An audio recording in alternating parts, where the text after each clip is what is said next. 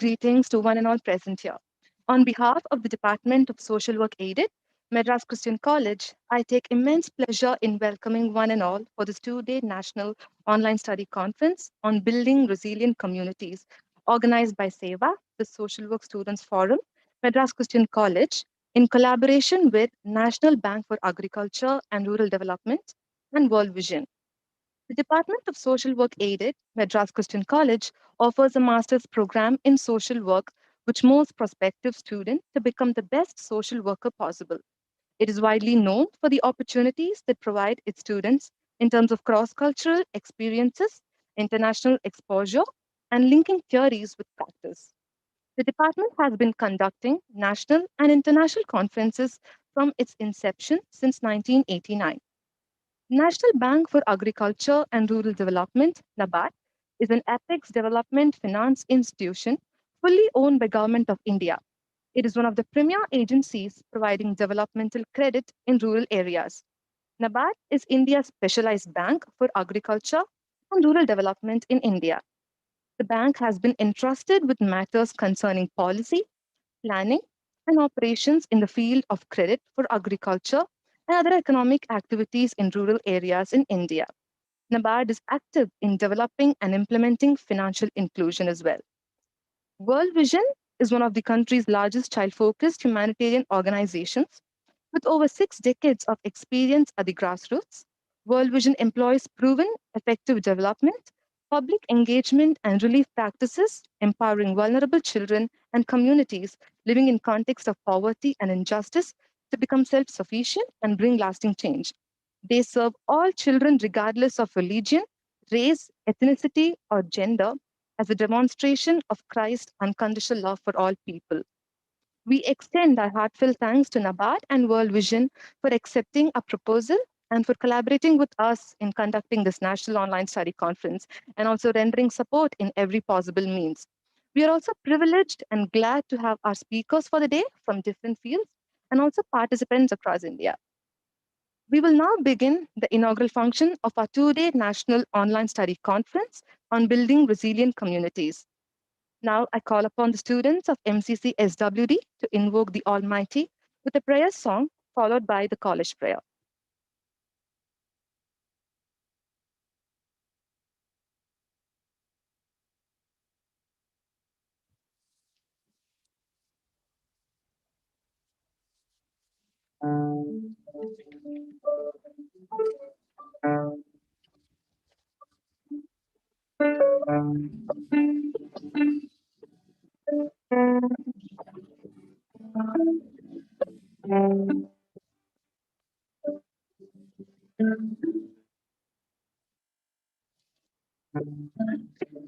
For you today.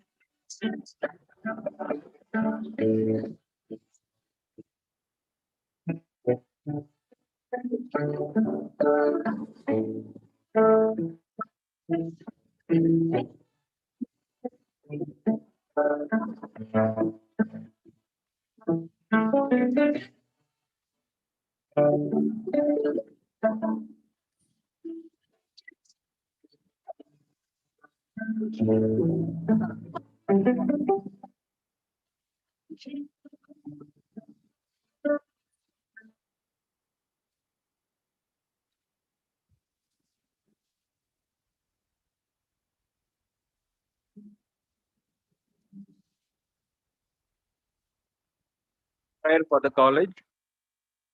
O thou, who in days past didst put it into the hearts of good men to found this college, for the imparting of sound learning, the building of character, and the spread of spiritual truth and knowledge of thyself.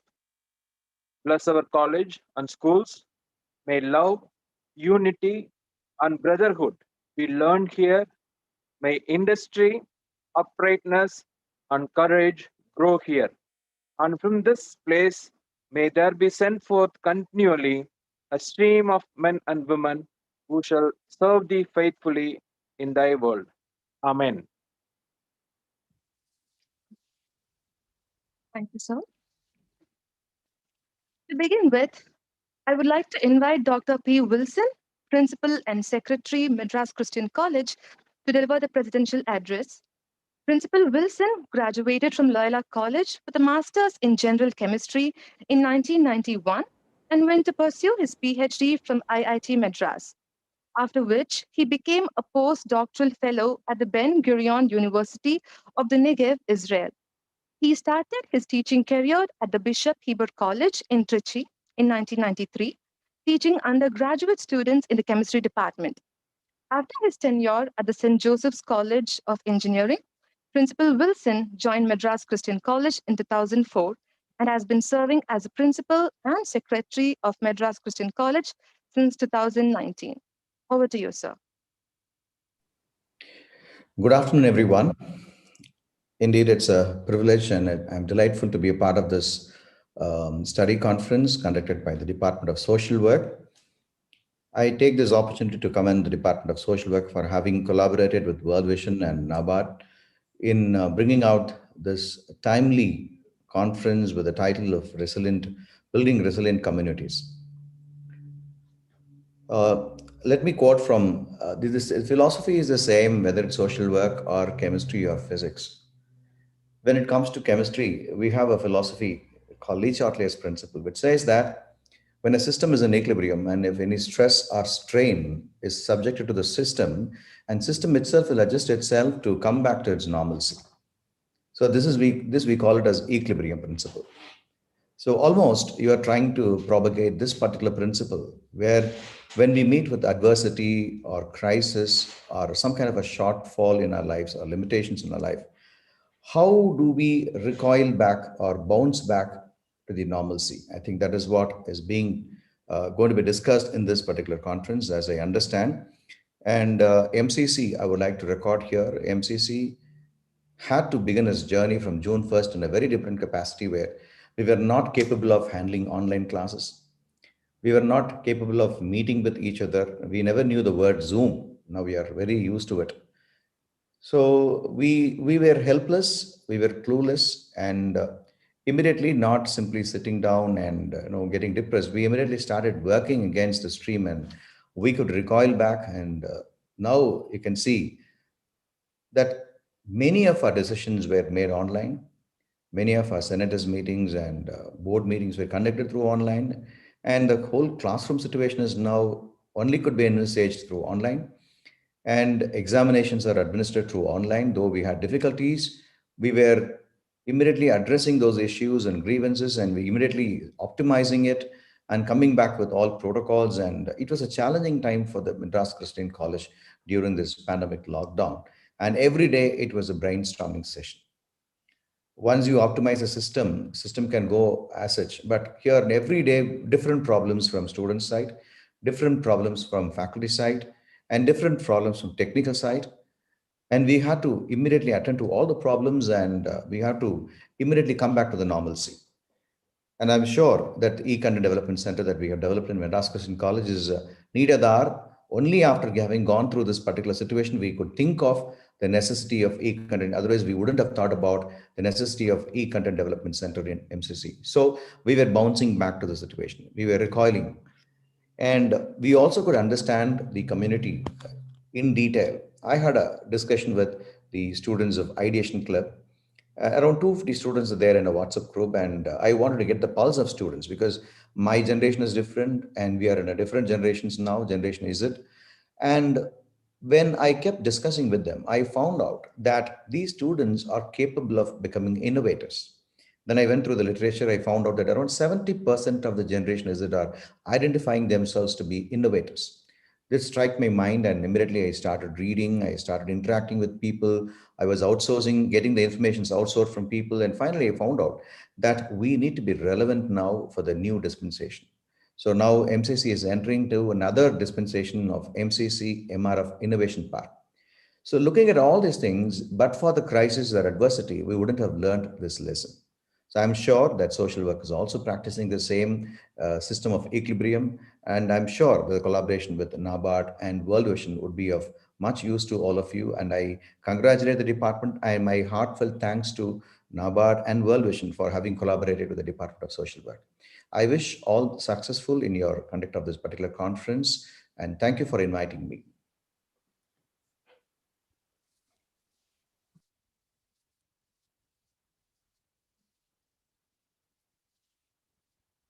With us, Dr. Miriam Samuel. Dr. Miriam has been the head of the Social Work Department, Madras Christian College, since 1993.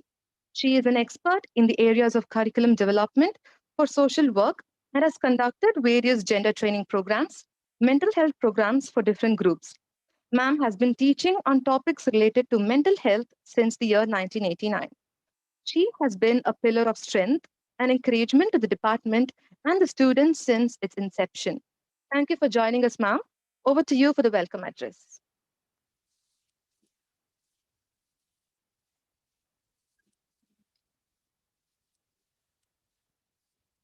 A warm good evening to all those who are gathered here in the hall and also all the participants who have gathered online.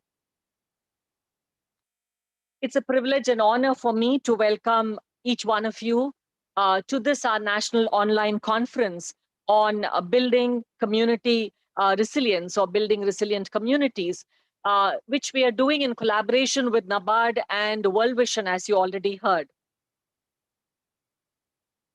Every year, the Department of Social Work conducts conferences, either national or international, to mark the anniversary of the department.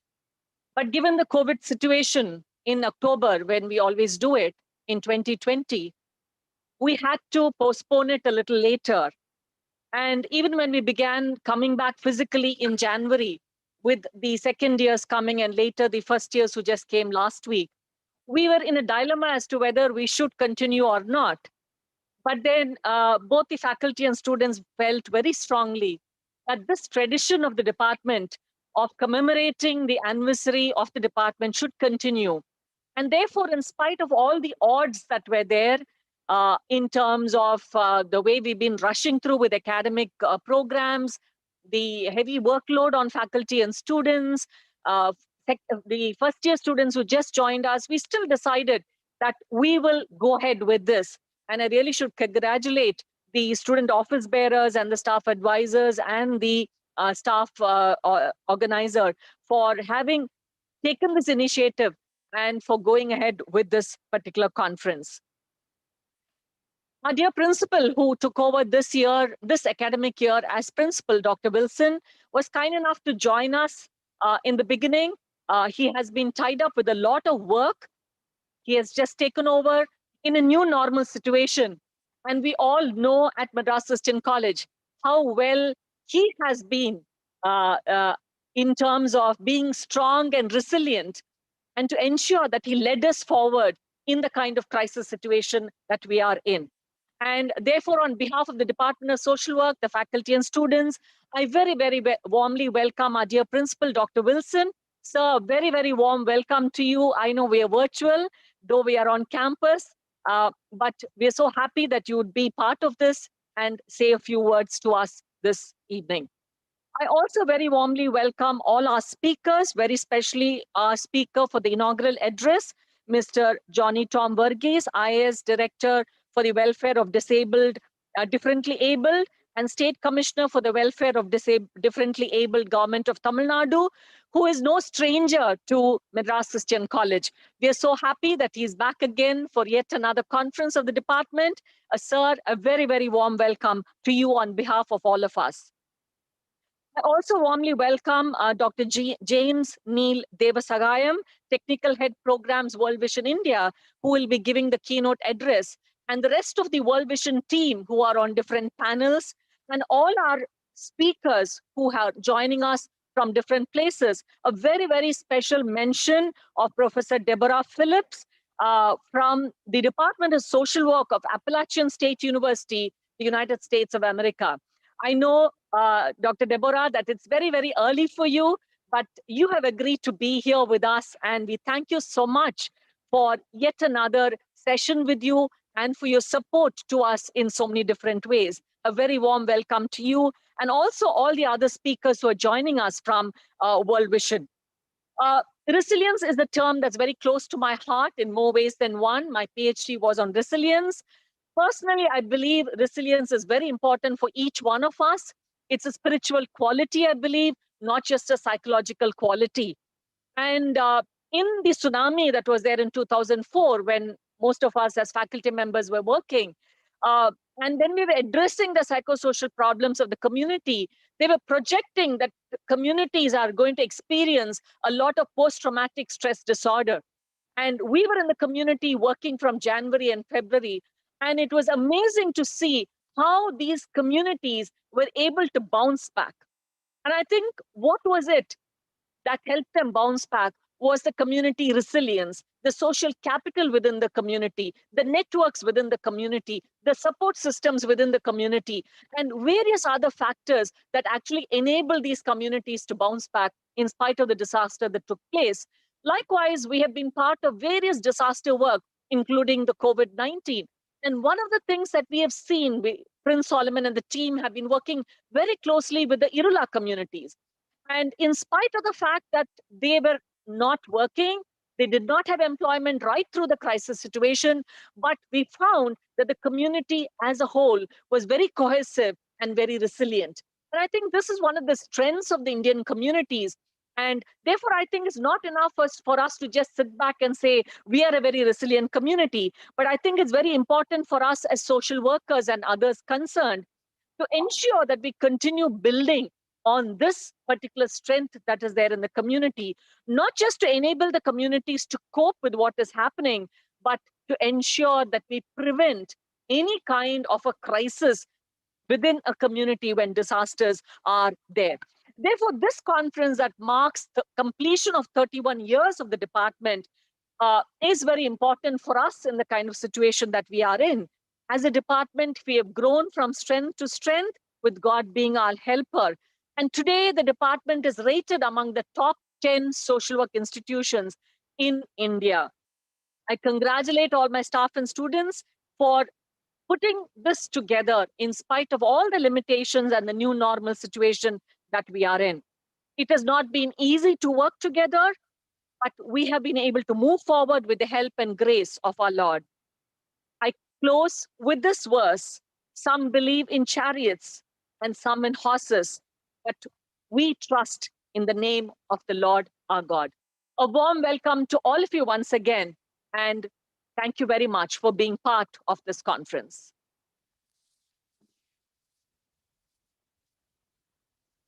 Thank you so much, ma'am, for your kind words. Truly means a lot. For the inaugural address, we have with us Thiru Johnny Tom Verghese, IAS Director and State Commissioner of the Welfare of Differently Abled, Government of Tamil Nadu. Mr. Johnny is an alumni of MCC from the Department of Mathematics and has done his PGDM from PSG Coimbatore. Mr. Verghese later worked at the Institute of Social Sciences in New Delhi as a research associate for 2 years. He entered into the profession of civil services in the year 2013. He has been associated with us for previous conferences, such as the one with NIPMED from December 2020. Over to you, sir. Thank you once again for this opportunity. I congratulate Madras Christian College along with NABARD and World Vision India for this conference, national conference, which is held for the benefit of the students as well as the country as such. This without Uh, Going much into the introduction, I would straight away get into the point that this is a subject which is very close to our mind. Right through my career as a civil servant, as sub-collector of Kadalur, as associated with fisheries, as special officer for Nagapattinam for Gaja cyclone, and many other such disasters that I've been part of in the rescue and rehabilitation work.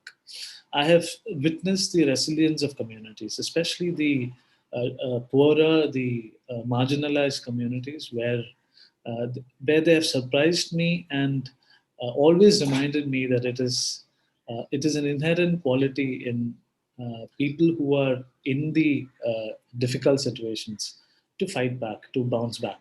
So the topic as such is a very interesting topic. And being the commissioner for persons with disability, in Tamil Nadu we use the term differently able persons. Being the commissioner, I have been closely associated with a community uh, which is facing difficulty on a different level altogether. So thank you very much once again to Madras Christian College, especially the department, as well as other senior staff and professors, especially the principal of the college, for giving the opportunity to speak to you now. I fondly remember one occasion when I was in Heber Hall. I don't know how many of you sitting here is from Heber Hall. When I was in the library of the Heber Hall, there was a chess competition that was going on. And during this chess competition, on the sides of it, one of my friends, who is a visually impaired person, who was a resident of the hall, he came up to me and said, "Let's play chess." We started playing on the sides of it. And halfway through the game, the organizer of the chess tournament came to us and told us, we need the chessboard, so could we take it away? So both of us stopped playing and we gave the chessboard to for the tournament. After the tournament was over, by around evening, my friend came up to me and he said, he's a visually impaired person. So he came up to me and he said, "Johnny, let's play." So then I was like, okay, fine. So we took the chessboard and I started to keep the pieces in order when suddenly he told me why we'll play from where it was. And he rearranged the chess pieces exactly the same way as where we dropped it, where we stopped it. So he remembered it. He knew where the keys were. He had exceptional memory, which reminded me that people who are disadvantaged, people who are from the marginalized, especially the differently able people, use skill sets or innovate in ways which we cannot, the rest of us cannot imagine, to come up and face a situation. So resilience is a quality that is there for people because that is their daily existence, to fight, to counter, to come up in their situations. As commissioner of differently abled, uh, I we always face protests and other kind of dissent, and there will be strikes, there will be office gharao and other things by the organizations of differently abled community. There will be associations who will protest for demands, and demands are those demands uh, which are just and which come to us. There's always a resistance of the government to give it immediately. So there will be a protest. And the police and the law and order machinery, I don't know if I should say it, but are always worried about the differently able community because they will be the most strongest of the group. They will stick on to their demand, and it'll be very difficult to take them even for a little while away from the demand. And when I have spoken to those people, when we negotiate with them, one of the leaders of the association, especially the visually impaired association leader and also other associations, அவர் சொல்லுவாங்க, sir போராடி தான் எல்லாமே நேடி இருக்காங்க. They say that we have always fought for what we want, and whatever we have is because we have fought for it. It is a truth that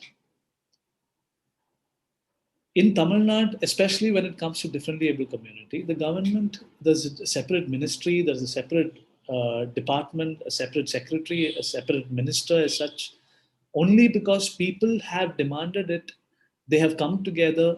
They have used their networks, used whatever disadvantage that they have to an advantage, as an advantage, to fight the injustice and get what is their right. And therefore, they have been able to succeed.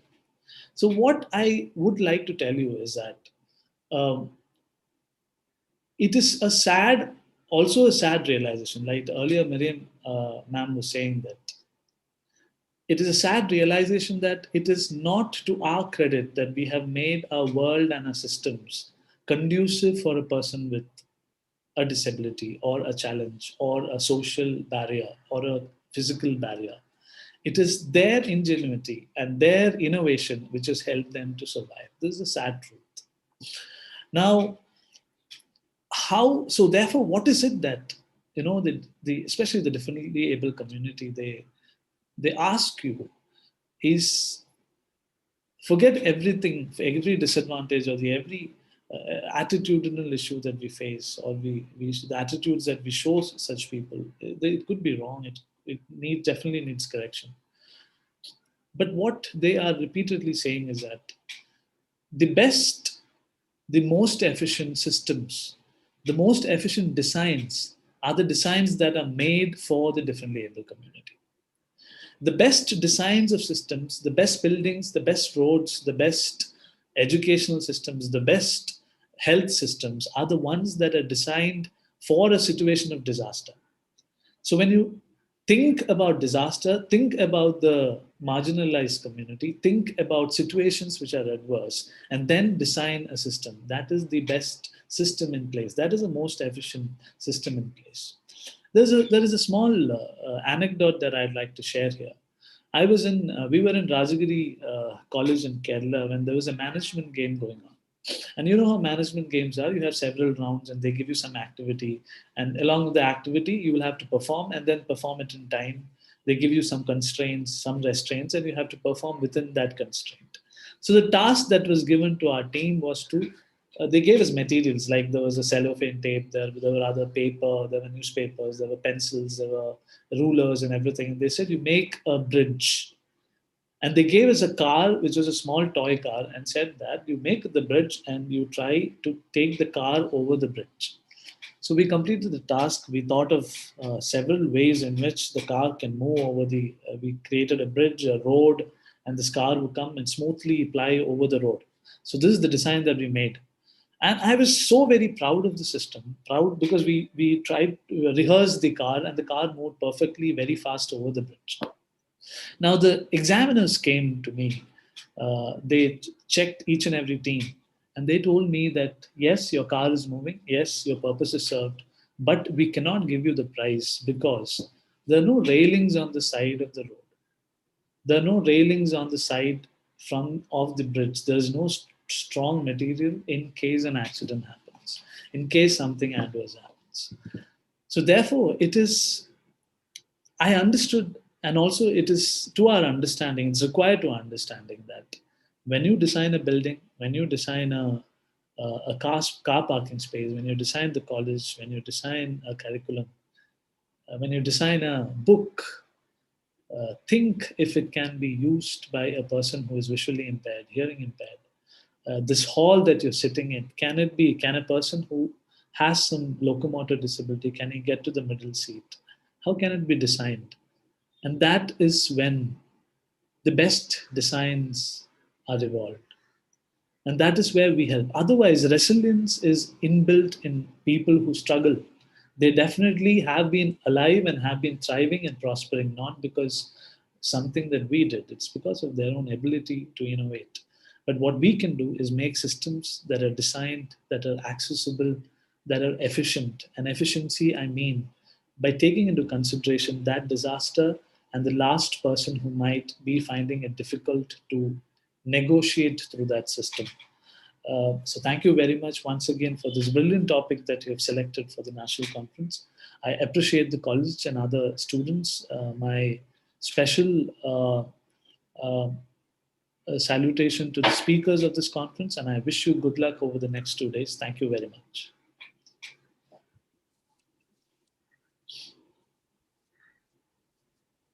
Thank you so much, sir. And we thank you so much for joining us for the day as well. Up next, we have with us Dr. James Neil Davis Sahayam to render the keynote address. Dr. James is a technical head for programs, World Vision India. In his current role, he is providing strategic technical leadership to facilitate the execution of World Vision India's four strategic directives, namely child health and nutrition, quality education, child protection and resilience, and livelihood. Dr. James Neil Devasahayam has been working with World Vision India for the past 28 years, serving the poor through various development initiatives with a special focus on the livelihood program. Over to you for the inaugural address, sir. Keynote address. Apologies. Thank you very much for this opportunity, and indeed it's a privilege for us to partner with this event. Uh,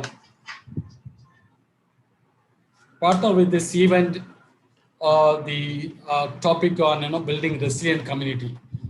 This is very much resonating with our organization because the last 5 years we have implemented a program called Building Resilient Community in 33 locations in India. So it helped us to understand what are the various challenges that various states and locations are facing in terms of the resilience aspect. We are deeply impressed the way MCC organizing this event because of the student forum. I really place my appreciation to Ruth and also Karthik, who just made a lot of efforts back and forth. Can you give a good rounds of applause for them? Yes, thank you, thank you. I think the student leadership is one MCC has investing. I need to really appreciate Dr. Miriam Samuel and Prince Annadurai. They constantly take efforts in building the capacity of students so that they can face they can face any challenges or any kind of assignments if they foresee in the coming days. So it's really a leadership skill. I appreciate the student forum, not only two of them, all the core committee in that. I really appreciate them. And I bring greetings to you from our national director, Mr. Madhav, and also from our senior leader, Joman, Anjana, and Anil. So always they are supporting this kind of partnership that really helps us to go ahead. In terms of when I was thinking about this particular topic, I would say that many of you have already mentioned this is a very, very, very timely and relevant to the context because now almost the March 23rd of last year, really we have the national level lockdown has been announced.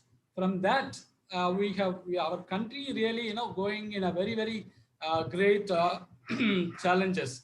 If you look at the country picture in terms of manufacturing and also the service sector, our GDP has gone down. Actually, we have contraction of 7.7% in our economic status, and it is expected that the recent economic survey says we will be going on a V-shaped growth that will take us next year by 11% growth.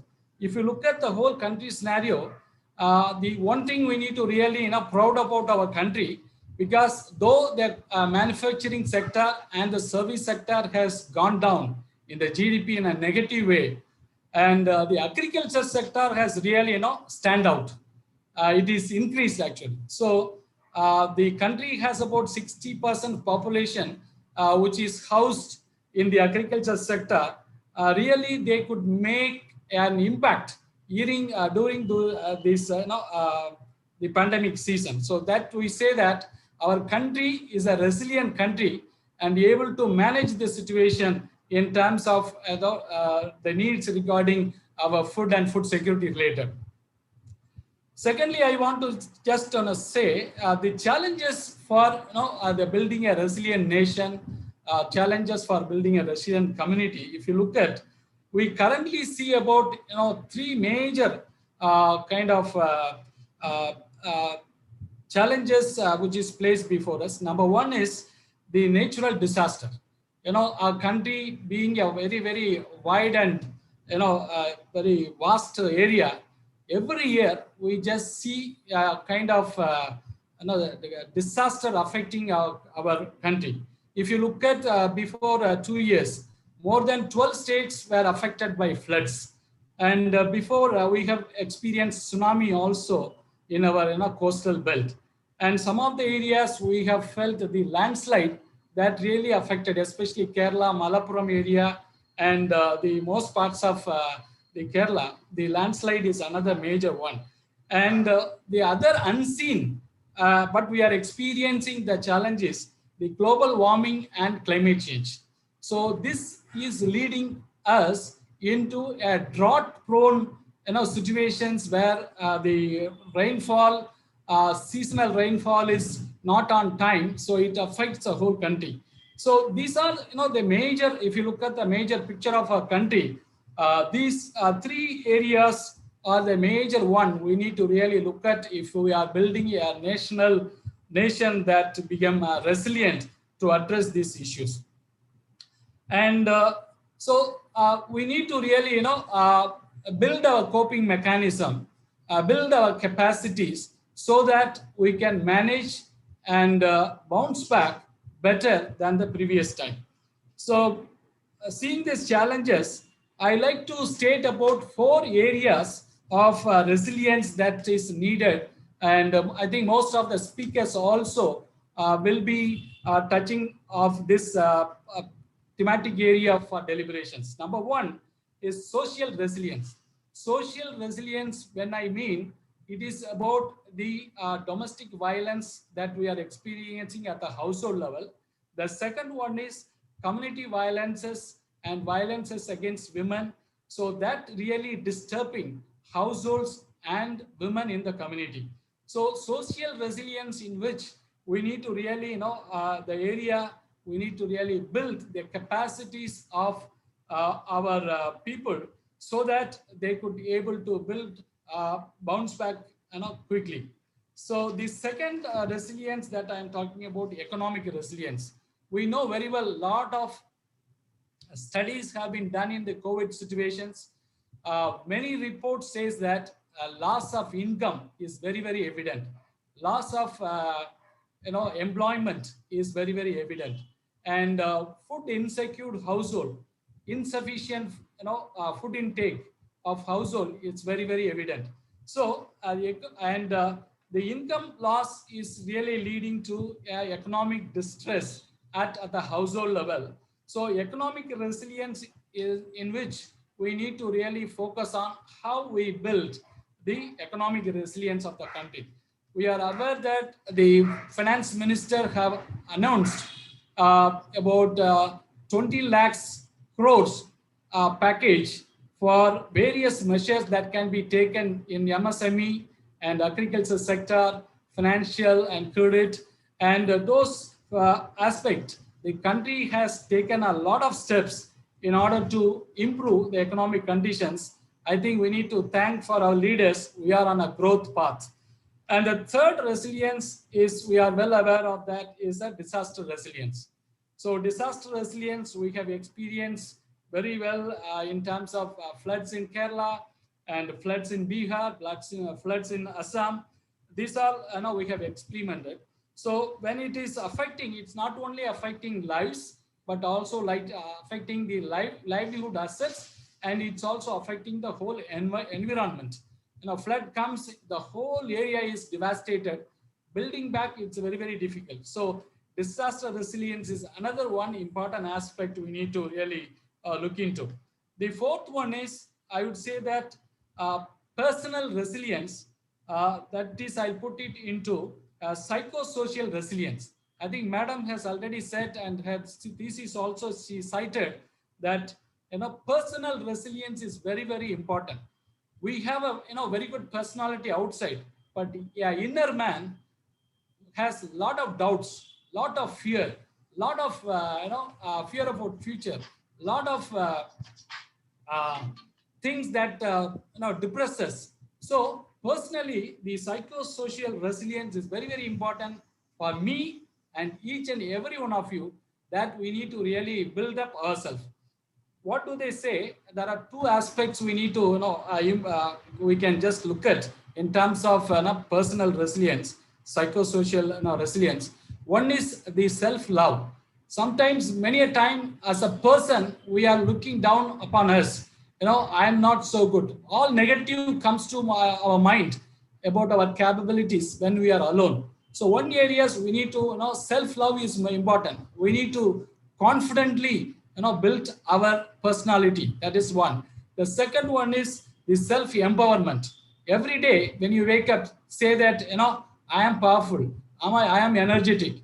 I am bold. I can do this. I can face any challenges. Those kind of things. So the psychosocial resilience is also an important piece that touch each and everyone's heart and mind, that building us every day to face everyday situation. So these are the four resilience I just highlighting, so that the some of the speakers, when they speak, you can relate, and you can also think of how we can find new solutions for addressing and building these four types of resilience.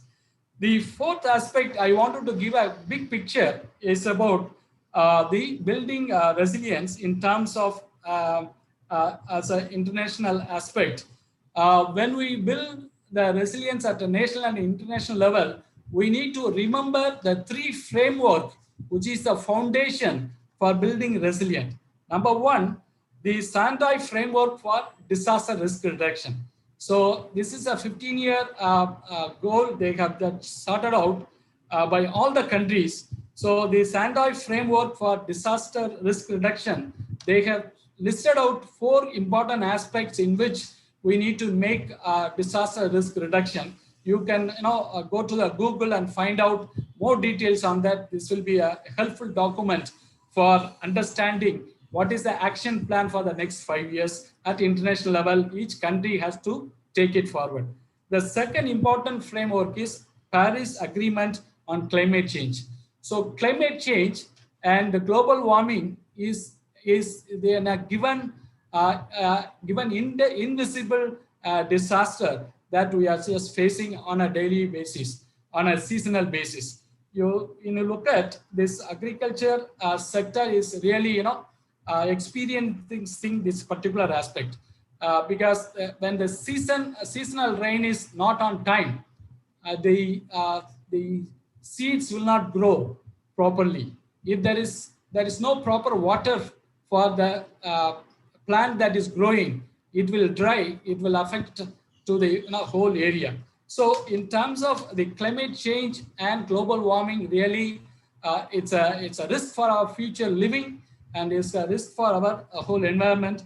So that's a agreement is given by the globally signed agreement. You can also look into it for more details. The third one, everyone will be well aware of, the Sustainable Development Framework. So the Sustainable Development Goals. See, the Sustainable Development Goal has listed about 17 areas of action plan you can also look into. If you look into these three framework, that suggesting the very good way forward for the government, for agencies, for academicians, for everybody to what we need to do exactly. So these documents will really helpful for building a nation that become very highly resilient. So I take this opportunity to thank the organizer, especially Professor Miriam Samuel and the principal, Dr. Wilson, and also the department professors, especially Mr. Dr. Anathurai, and the student team, Ruth and Karthik. I congratulate each and every one of you for you have taken this your effort to the great extent and designed this very timely, relevant topic that will be useful to each and every one of us. Thank you very much for this opportunity.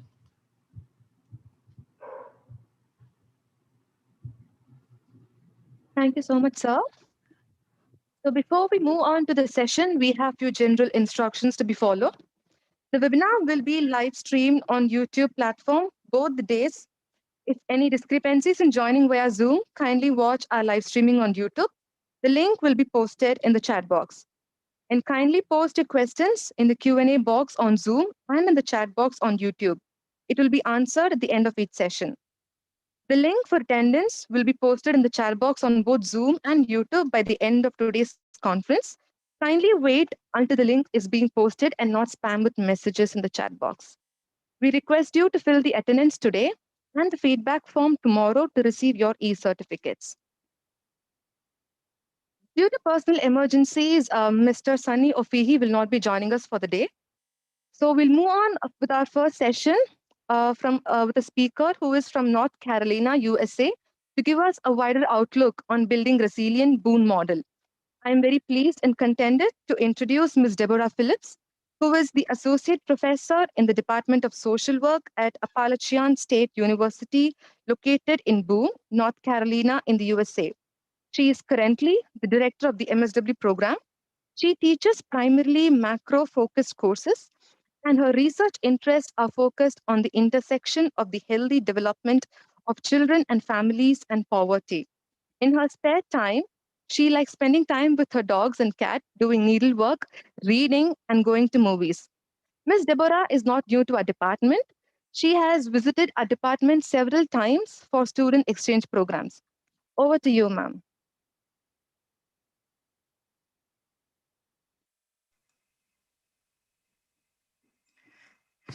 Thank you very much. And good afternoon. It is early in the morning, my time, but I'm very pleased to be here with you and to see so many familiar faces. So I'm going to share my screen and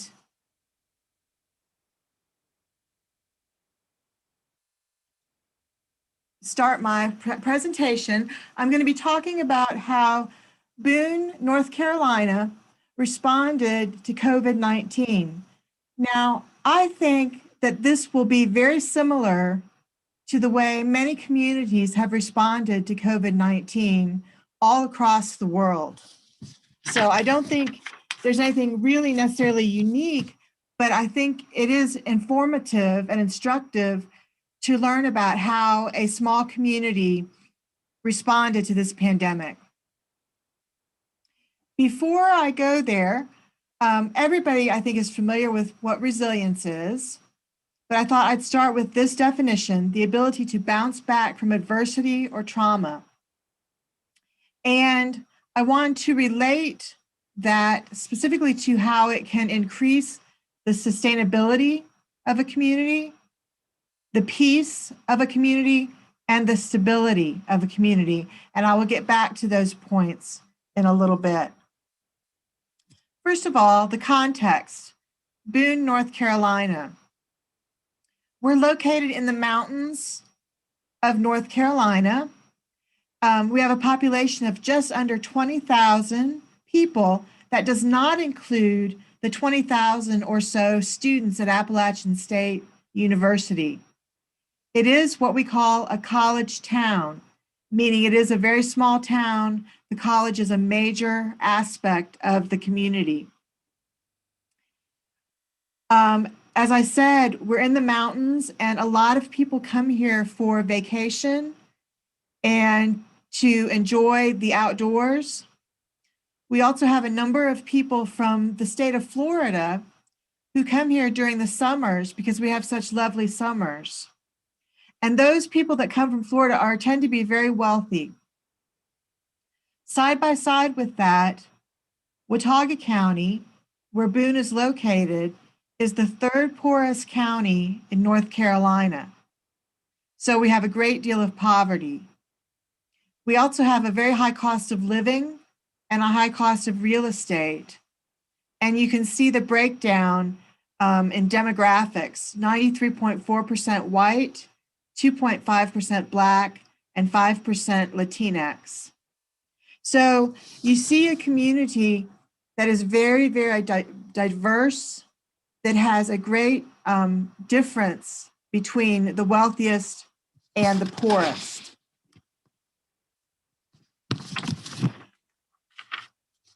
So, what happened in Boone and what is happening in Boone during the COVID-19 pandemic? I'm going to talk about 7 interlocking community pieces. And this is our example of a community resilience initiative that some authors have spoken about. First of all is the app healthcare system, our local public health. And they have done many things. I'm only going to share a few of them with you. First of all, they advertised the Share Your Love campaign, which involves wearing masks.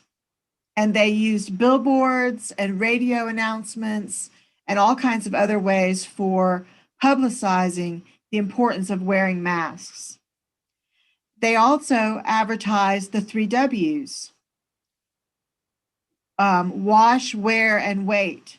So wash your hands, wear a mask, and wait a few seconds so that you're not standing right next to somebody. App Healthcare also worked very closely with the local Chamber of Commerce to craft a message to businesses to help them get their employees tested, to know how many people should be in a store at one time, and to encourage people to wear masks. App Healthcare opened a call center, and they take about 1,000 calls a day. I don't know if that sounds like a very big number, but this is a very small community, and the health department does not have significant resources. So for them to just start this call center and take 1,000 calls a day is a pretty dramatic thing that they've done. It's been very helpful for the community. They, of course, were involved in major testing of COVID-19 across the community, and now are collaborating with others and providing vaccines. They worked with the school system and with various other systems to promote community awareness. And community awareness is considered one of the most important factors when it comes to responding well to a crisis like this. So moving on to the school system. The school system provided food distribution sites where people could come, children and families could come and pick up food. They also took food directly to families in their own homes. The school social worker, who would normally do about 4 visits a week, now does approximately 4 visits a day to families and helps those families make sure that their children are getting the education that they need and that they deserve to develop into prosperous young adults. The school social worker checks in with the families on Tuesdays to see how the weekends went. Did the kids do their homework, for example? And then they check in again on Fridays to talk about what they should be doing, the children should be doing over that coming weekend. Now, the school system was also responsible for giving out CARES funds. CARE is a federal program that was developed in the United States to help during the pandemic. And the biggest response that they have seen from families during this time is that families don't have the money to pay for internet access, which is needed still for their children to be able to attend school remotely. So the school system has been very involved in that. Now, private nonprofits. There were many, many examples I could share. I'm just going to share 2. The first is that the Children's Council, a local organization, started providing support groups for pregnant women and women who gave birth during the pandemic, because they found out that people were feeling so isolated, and new mothers were feeling so isolated and had so many questions and didn't know what to do, that these support groups have really, really helped them. Another organization in the community called Quiet Givers, which gives out funds, money, to families that are in need, changed their procedures so that instead of having a response time of approximately 2 weeks, their response time was reduced to approximately 2 days. So that they really rushed their services so that they could help people much more quickly, people who were struggling to just live their lives and pay for themselves. The churches helped a great deal in this endeavor. As I mentioned, the school system had food distribution sites, and the churches are the ones who provided the food for those distribution sites. Businesses stepped up to the plate, and I can only give a couple of examples because of time here, but first of all, some businesses allowed parents to bring kids to work with them. This is very important because it allowed the parents to continue to work, and the children could bring a computer along and do their schoolwork from that place of business. A local drugstore, it's very well known in the community, provided COVID-19 tests and is now providing vaccines. And now on to community members, an integral and very important part, of course, of any community. And earlier, a speaker was talking about personal resilience. And I want to shout out to all of the community members in Boone for their personal resilience. They have helped each other with childcare. They have worked to get alternate work schedules where their places of employment where that was possible, so that there would be a parent within a neighborhood to watch the children that were at home during that time. When food supplies and supplies of other necessary household items were dwindling, people would, when they could find food items and other supplies, they would get them and then take them to neighbors and family members. As I said earlier, the school system was very involved. The parents have to work very, very closely with the school system to ensure that the children are getting their education. Unfortunately, many parents have had to quit their jobs to take care of their children, which puts a very big added financial burden on them. Now, I have one example of a mother who just couldn't quit. And so what she did, she has a 6-year-old daughter, and she couldn't bring that daughter to work with her.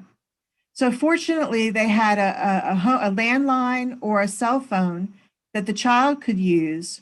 And when the mother went to work, she stayed connected by phone with that 6-year-old daughter all day long, 8 hours or so while she was at work, just demonstrating how much she wanted to ensure the safety and well-being of her child. And finally, Appalachian State University. This is a huge part of Boone, and we have approximately 20,000 students, many of them in an age range that's very likely to spread the COVID-19 virus. And Appalachian State has been on the forefront of providing testing on a weekly basis and now is stepping up to the plate with vaccinations. So there are other aspects of the community that I could describe, but because of the shortness of time, these are the ones that I wanted to highlight. I think you see how they all worked very well together to really help this community. And the results are that a sustainable community, we're still growing very strong, and a community of people helping one another, and a community that is still a very peaceful community that gets along and sees actions, takes actions for the betterment of the community. And then finally, we have a stable community. During a time of a shifting national landscape regarding COVID-19 and how to deal with it, as I'm sure some of you are aware of in the United States, there was a local consistency of message from App Healthcare, among others, which led to community awareness. And that community awareness, as I've said earlier, is crucial for maintaining the stability and health of a community, as well as that there was a lot of support provided across the community. So I am very, very proud of our community here in Boone. I think that, again, it's not so different from what communities all over the world are doing, but I think it's beneficial to hear the specifics of one example, and then maybe to be able to compare those to your own community. These are the references that I used for this presentation. And then finally, I wanted to give a shout out to a couple of people who were very helpful in developing this talk for me. And you also see a picture of our beautiful scenery here in Boone. Thank you so much for your time and attention. I really appreciate the opportunity to visit with my friends in India. And again, thank you very much.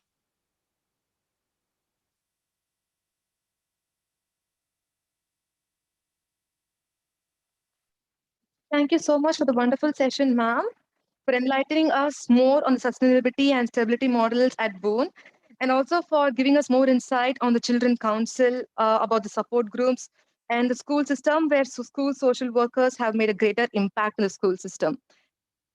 So thank you, ma'am, once again for joining us. Moving on to the panel discussion, I would like to call upon Tasman for moderating.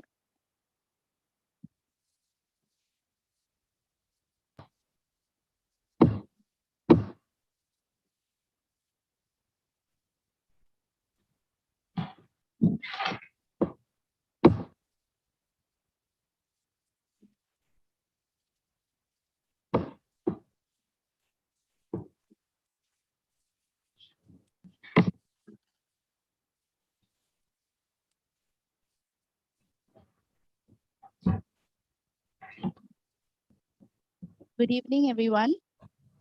The next session will be a panel discussion on livelihood resilience and community resilience during disasters with speakers from World Vision India. In the first part of this discussion, we have two livelihood specialists, Mr. Sieti Banu Emmanuel and Mr. Daniel Raj, who will talk about the importance of building agricultural and economic resilience in India. We will conclude this discussion with questions from the audience. Kindly leave your questions in the Q&A box if you are on Zoom and on the chat box if you are joining from YouTube. Mr. Sieti Banu Emmanuel is a livelihood specialist in the farm sector with World Vision India. He has over 15 years of experience in the core competencies of water resource management, natural resources management, climate change mitigation and adaptation, coastal bioshields, and livelihoods. Previously, He was in the research team in the People's Action for Development, Thuthukudi, and the project coordinator and agricultural specialist at the Action for Food Production, Gwalior. Our second speaker, Mr. Daniel Raj A., is a technical specialist in the non-farm sector in World Vision India. Sir is also an alumni of the Department of Social Work aided Madras Christian College. I now invite Mr. Sethi to take over the session.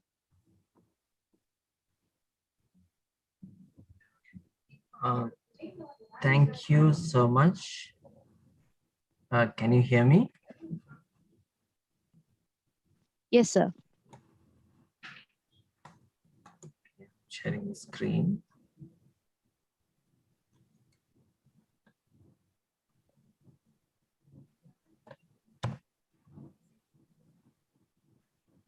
Okay. Right. Thank you. Good afternoon, everyone, for this wonderful conference. Thank you, MCC and Award, for arranging this event. Thank you so much. The topic that I'm going to take is about the agriculture resilience per se.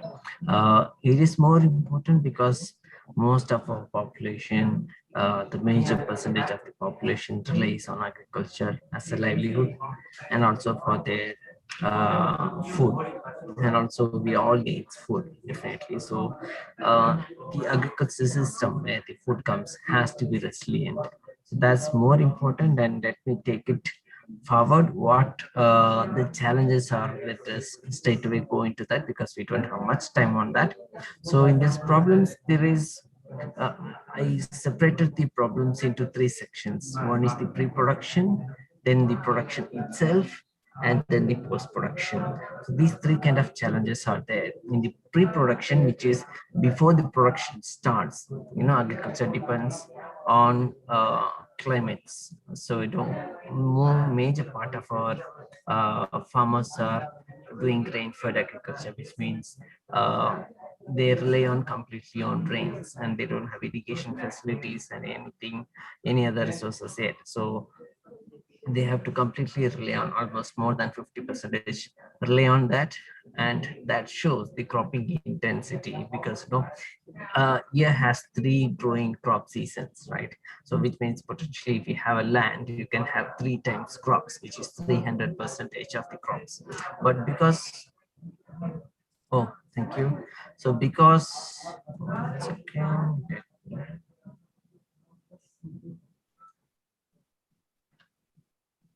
Okay, right. So because of the rainfed conditions, the cropping intensity is only 150%. So that's one of the problem. And we all know that the land size per farmer is reducing. Like maybe you can say like 86.2% of the farmers are small farmers, right? And also owns almost 50% of the land is owned by very small farmers. So it's very small margin that we are looking at. And when it comes to the production part, the resources crunch is always there. We have 78% of water is used by agriculture sector itself. You may be wondering, who is taking our water, because agriculture is using more water. 78% goes to it. This is what the national average is. But when it comes to the very agrarian community, where you have seen almost 95% of water use goes to the agriculture sector, that shows how efficient we are, right? And also there is changing weather. That's another one problem. Then low insurance recovery is another one issue, because when there's a crop loss, there is no reimbursement happening. And also this low adaptation of resource conserving technologies like irrigation. We are talking about Internet of Things, so many things, uh, remote sensing and sensor-based irrigation, sensor-based applications, so many things, but we don't have that resources and we are not able to adopt that. I'll come to that point once again. That's a major point that we need to look into. Also, the high input cost. We are completely relying on input cost because agriculture becoming a very linear system, linear production system. Previously, it was not like that. It was a circular system, right? Now it is becoming linear. We put like a production line where the seed comes, the water comes, the fertilizer comes, and then the pesticide comes, and finally one food product comes. So this is how the linear system is happening. So, and this is coming up as a very high input cost. And you can see the graph below, as we grow up, there are so much of productivity issues that is happening. Even if you put so much of fertilizers, the crops are not responding to it. So that's another issue that we need to address. And then the farmer themselves, because of the high input, they are indebted. There is so much of indebtedness in that. Almost 52% of the agriculture households are indebted. And these indebted people are almost, most of them are from informal sources of loans, not the formalized commercial bank loans, but informal sources of loans like money lender and relatives and all those people. So this is how it is working in the indebtedness sector. And then when it comes to post-production, the entire chain, market chain is fragmented, right? Fragmented in the sense, somebody is making the processing, somebody is doing the marketing, somebody is doing the production. It's all very fragmented and there is no link to it, right? And the most important part is farmer themselves is not part of the chain, the entire chain. So that is one more problem that we have. So there are so many problems at the pre-production stage, production stage, and post-production stage. And in the entire process, from the production at the farm gate till the end, where it goes to your plate, in the entire chain, there is 50% of, food produce is lost in that. So that's a major part, because what we believe is always like, when you save a grain, which means you have saved the production cost, right? That's very important for us to see that, when we don't have that much of production, we need to save each and every grain. We cannot afford to lose that grain of 50% or 40%. Another one big problem, that is the great Indian agro brain drain, right? So that what I'm saying is about, the average Indian farmer's age. It is retiring age, right? Almost in the retiring age, 50 years of old. That's the average Indian farmer. And if you see the age-based categories, that is further, there is a, contrasting image that we get. Excuse me, around 15%, only 15% of the farmers are within the 18 to 40 years age group, right? And that means young farmers are missing, only 15%, and 85% of the farmers are above 40 plus. So that's a major important thing. And I come back to that point where the low adaptation of resource conserve index, because more people are there into the sector who are very old, and they could not able to uptake this new technologies or sensor-based irrigation, because they need so much of knowledge about the remote sensing technologies, some mobile technologies, and because they are old, they may not be able to take this new technology. So that's very important for us to take this resilience, because the entire system is changing. The global scenario, if we see, the farming system changes, and the farmers who are old enough, they're not able to adapt to the changes, and we are not able to have these young farmers up there. So that's one of the biggest issue there, and those are the biggest complexity of challenges. I'm putting it to you, and some of the solutions that we have provided, we as Volution we have given. We have linked in all the three stages: in the pre-production stage, production stage, and as well as the post-production stage, right? So in the pre-production stage, we have done watershed, natural resource management works, and so many things. I don't want to go inside that. We have done some of the production stage interventions, like irrigation, micro irrigations, resilient agro system based technologies, conservation agriculture, and all these things. You can see in the top right, there is a table that we have given. Like, we have put not just sprinkler. A sprinkler is a micro irrigation technology. It's not a micro irrigation technology. It's a conservating, efficient irrigation technology compared to the flood irrigation. So in that, if you put sprinkler plus mulch, you can see the amount of crop losses. The crop loss is very much minimal.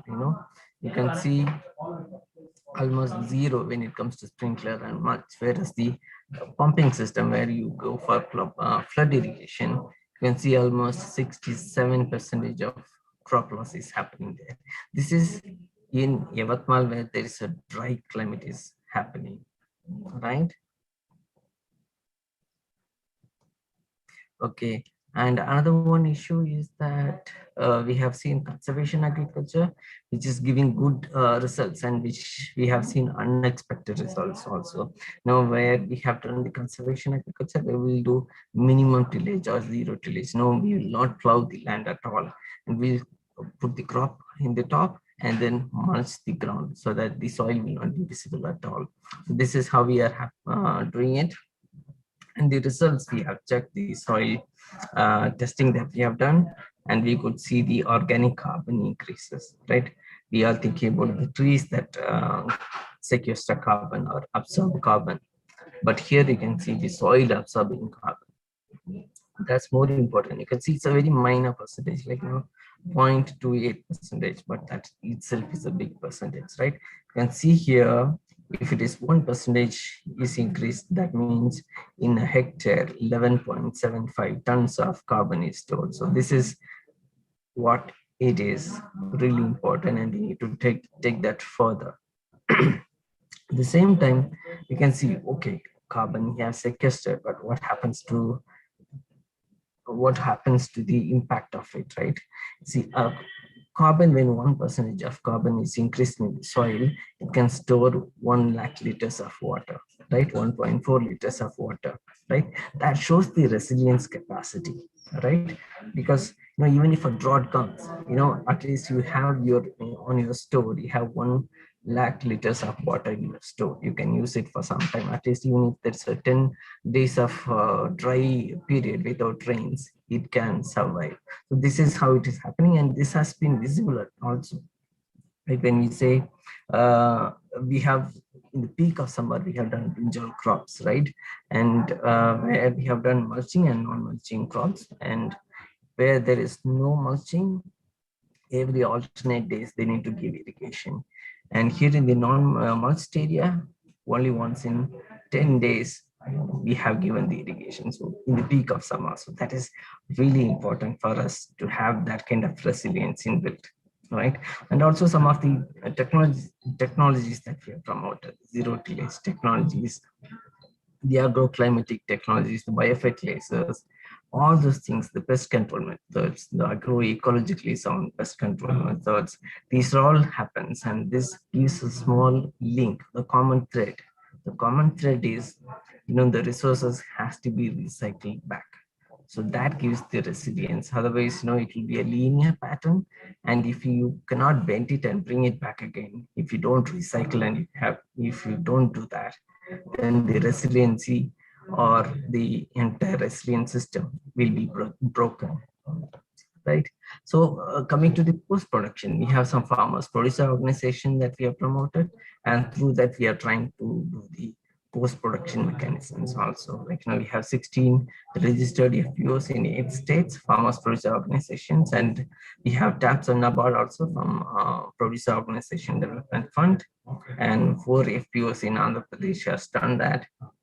We have 360 plus farmers interest groups, and there's a growing number of enrolled members in the FPOs also, right? So as a way forward, we can see the food systems. We need to see the agriculture as not just agriculture per se, but we need to see it as a food systems approach, because agriculture ultimately it has to come to our table. So we need to see how this link from the farm to fork, how is it happening, the entire system we need to see. We should not talk about just only that accessibility, availability, and utilization, but also the sustainability and the stability of it has to be mentioned. Yes, please. So I'm sorry to interrupt, but can we finish the session quickly, because we're running out of time? Yeah, I'll take 1 minute. Yeah, sure, sir. And agroecology sound practices, because I was telling at the beginning that this entire production pattern is linear. We need to bend that. We need to make it a cyclic production pattern. For that, we need to get the support of agroecologically sound production practices, so that the resilience capacity will be inbuilt. right? So even if there is a fail-safe system, it's like a fail-safe system, and one crop fails, you can get some other sources that comes in and they will give you the benefit. This kind of resilience comes in, and then we need to make the agriculture affordable. We cannot go to expensive inputs, but we need to have the recycling capacity, and also we need to see the external income, external inputs has to be reduced, and also we need to have a sustainable agriculture. We need to have irrigation systems because water is precious. We need to use it very systematically because agriculture itself is using around 78% of water. And then we need to encourage farmers to collectivize themselves because we are having a small farmers group. We need to collectively use it, collectively produce, collectively market. So that's very important. And also most important thing is farmers has to be part of the market. The value chain has to be there. They have to be part of the value chain. And then strengthen the agriculture insurance practices. Thank you so much. Thank you. And this is what I want to take it home for you all. The lesson learned is one thing, there are so many things, so many problems, but then youth are not there. Youth has to come back to agriculture, and we need to see system approach. Thank you. Thank you so much, sir. I found the point you made about recycling natural resources to increase the resilience capacity of farmers interesting. Sustainable agriculture is the need of the hour, but like you said, farmers have to be a part of the process for anything to move forward. Mr. Daniel, you have made considerable strides in empowering communities to build economic resilience. Can you speak to us about your experience working in this sector?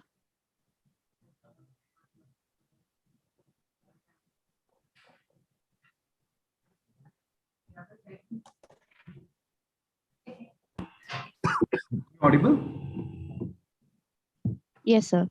Okay. Good evening, everyone. I will directly dive into the topic because I know that there is, a time shortage. Thank you, Sethi brother, for your wonderful presentation. Can I share my screen, Blue?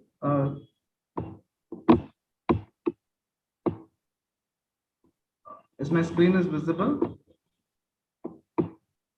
Yes, sir. Okay. Thanks for the confirmation. So today I'm going to share this topic, the model called ultra poor graduation model. Okay, the term ultra poor, it is defined the extreme poor people who are lives on less than 1.90 US dollars, which is approximately comes around 138 rupees according to World Bank. You can see this particular pyramid. In this layer, the observation that you can see, there is ultra poor and extreme poor people. Okay, so these are the target group that actually World Vision targets. The extreme poor people, we also call, and we live them to a sustainable livelihood. So this model is the ultra poor graduation. So I'm just going to explain what we do for this ultra poor and extreme poor people to come out of this extreme poverty. So for all these things, this model will be helping, and we have experimental this particular model for the last 5 years, and have some data and to share with you all. So extreme poor people and ultra poor, if you see this poverty pyramid, they are the more number of people that we are actually have in India and also other countries also, if you see. How this is, if we are actually targeting this particular group, and definitely I think our nation, the economic resilience can be done. That is what our aim, and World Vision is taking a small step initiative in identifying this most vulnerable people. We call them as ultra poor. This layer we have covered last 5 years, and so once it is done, then we move to the extreme poor. So the list of target group that I have mentioned here, you might have gone through it. Very focused, we are actually looking into two main criteria we are looking at when we are helping this poor. One is the household should be food insecure. And second thing is the household will be a lack of productive asset, which means They don't able to do any business. They always depend on somebody, someone or somebody for their livelihood. So yeah, I hope this is clear that who are ultra poor, and we are going to graduate them to the sustainable livelihood. And this model talks about it. And the next slide, I will be sharing you what are the 4 areas, the pillars that we are really looking into it. Of course, this is economic development activities that we are actually giving to bring a sustainable livelihood and resilience. So first pillar it is for this graduation, we are covering livelihood promotion. We are promoting livelihood for the ultra poor and extreme poor people. And also we make sure that they are social, having the social protections. For example, all the social safety nets, whether they are having or not, that we will ensure. And also we will include them financial inclusions like SHGs and financial literacies. These things we give more importance and make sure that they are economically stable. And the fourth thing, we make them as a group, as a recognized bodies. So they are socially empowered in their community, and they can fight against this extreme poverty. So if you see this particular chart, I just try to bring it everything in a nutshell. So if you see this particular program, it goes 12 months. Okay. So in this, the timeline, it starts with, we will be having one field. We call that as one unit. One unit means which is 150 household will be there. For 150 household, there will be 3 field facilitators and 1 field coordinator. So they will be continuously giving coaching for this extreme poor people, because when we are working with them, it's really a very big challenge for us. So we do that. And if you see the first quarter, we start distributing the asset to livelihood promotion we do to the extreme poor people, and also we from the very first day when they got selected, we will equip them with the technical business training what they have to do. And if you see that, after the end of the 6th or 7th month or 8th month, between we have actually a refresher training for them to enhance their, reskill them to do the business. And social protection, as I told you already, we ensure the social safety nets. With the field organizer and field coordinators will be linking them to the social safety net. And the financial literacy, I told you, and this all throughout 24 months, our field facilitator and field coordinator will be working on it. So while we do this, at the 16th month, we actually evaluate them. We do every month, we have a monitoring tool and everything to identify whether the people are graduating. So at the 16th month, we know that the beneficiary who we have selected, whether they are graduate in the phase of graduation or not. If not, then we actually give extra coaching them, and we give extra training to them to make sure that they are graduate.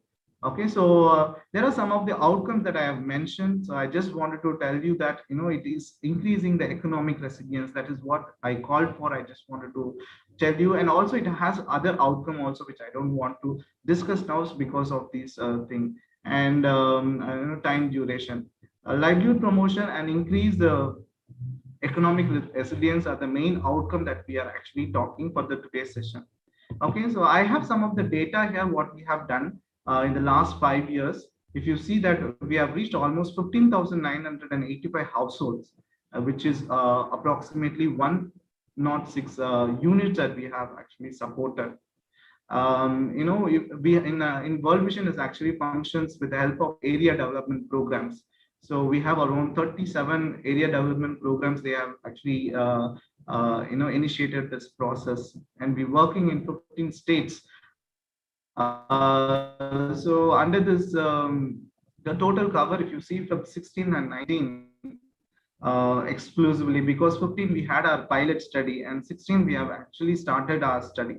Like our process of ultra poor graduation model, we started implementing in all other 37 ADP. So around 10,154 households that we have actually covered in this particular phase, which is mentioned.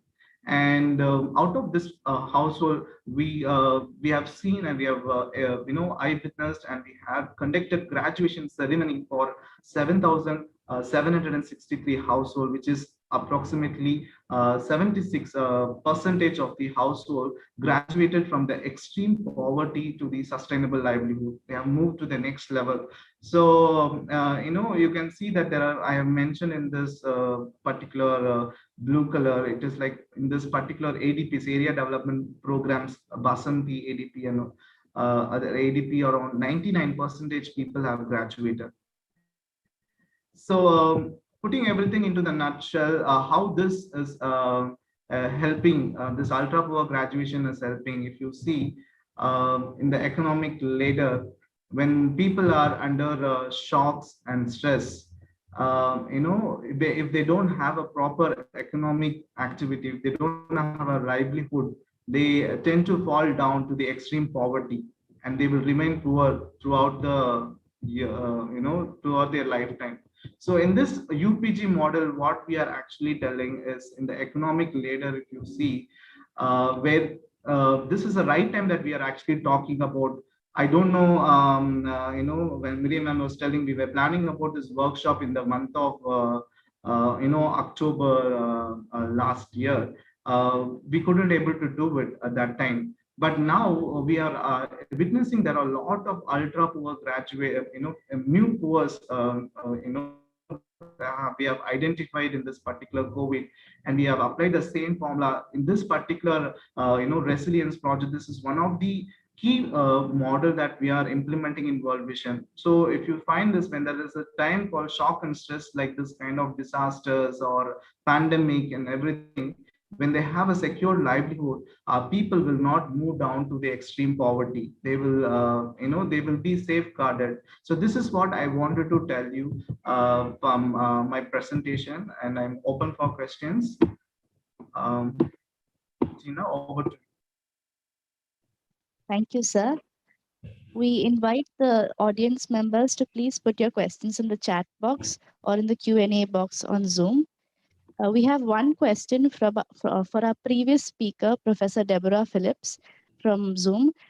If any of the pieces of the interlocking community is inactive or not motivated enough, will the entire community's resilience be at risk? Ma'am, if you can answer.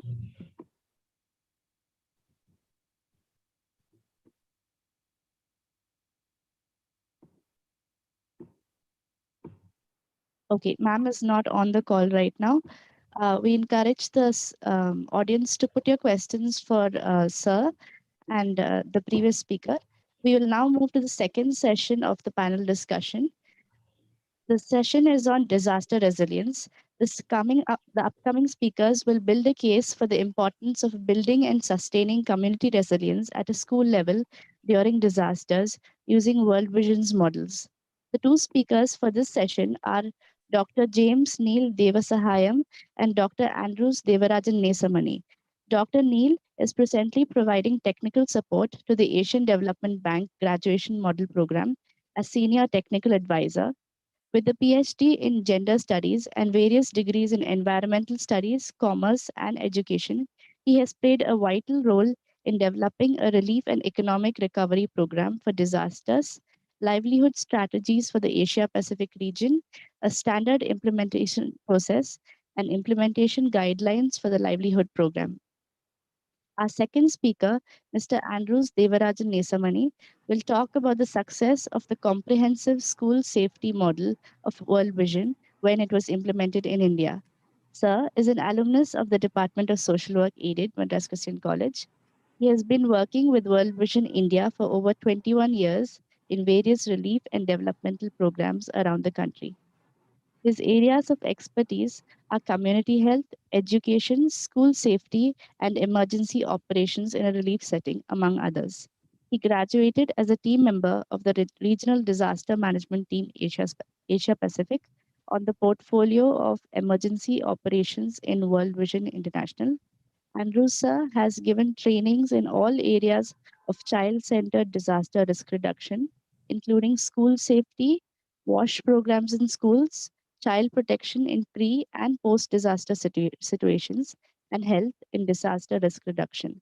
I now invite Dr. Neil to take over the session.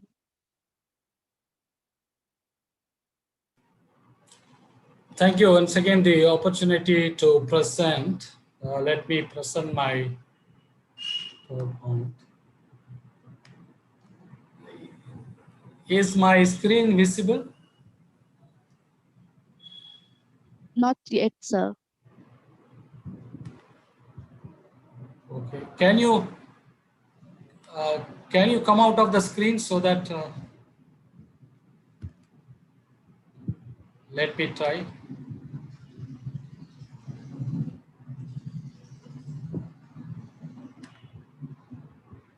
Okay.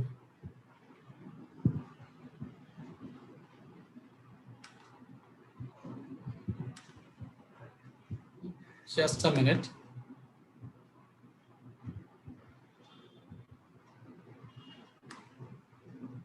Is it visible now? No, sir, not yet. Okay. Sir, we have a copy of your presentation. Can we play it for you? Sure. That will be good. Yeah. Okay. So it's up on the screen now. Okay. So this particular session, I will be sharing about the community disaster preparedness plan. Building resilient community, the very essential aspect is the preparation of community resilience plan. If you look at this session, I will be briefly sharing about what we do and where all we have implemented, and how this the community disaster preparedness plan is being prepared, and what we have achieved so far, and what is the impact of the community disaster preparedness plan. So this is what brief in my presentation. Let me go to the next slide. Can you change that to next? Yeah. So World Vision India, we have implemented the resilience program across India, and we have implemented in 22 locations. You can see the red dots are representing the places where we have implemented this program, and in the 22 locations, there are 33 area development programs we are currently in operations. So all these 33 locations, we have prepared the community development, community disaster preparedness plan. And this is about where we have done this community disaster preparedness plan. Can you move to next? Yeah, when I say about community disaster preparedness plan, how it is being prepared, especially in World Vision context, we work in one particular area about 40,000 people around 40 villages. So this is the operational area of one area development program. When we wanted to facilitate this community disaster preparedness plan, we implement these 5 steps. Number 1, we do the hazard analysis. Hazard analysis, nothing but the phenomena, the vulnerability phenomena about, it could be the disaster location. In that case, what is a disaster that is prevalent over a period of 10 to 15 years? Is it a flood affected area, or it is a earthquake area, or it is a drought prone area? So those kind of hazardous mapping is done in that particular 4 or 5 panchayats. So once this mapping is done, the second we go for vulnerability analysis. Vulnerability analysis is nothing but, if a disaster strikes in a particular place, what is the what is the damage level it can create, whether it will affect the land or it will affect the household because of the very bad structure of the household, or in terms of whether it is affect the lives itself. Say for example, tsunami, we know very well, it is affected the lives of the people and the households. So the vulnerability around the coastal area is very high in terms of lives and livelihoods. So in the same case, I can quote another example in Bihar, where the Bihar Vaishali district, it's a regular flood affected area. So the people tend to lose their livestock and crop losses. So we need to do the next step is how the vulnerability analysis, what is the damage, what is the extent of damage that can create by a floods or earthquake. So those kind of vulnerability analysis being done. The third part is what is the people capacity? Capacity analysis is nothing but how people are really trained, equipped, how they cope with, how they manage.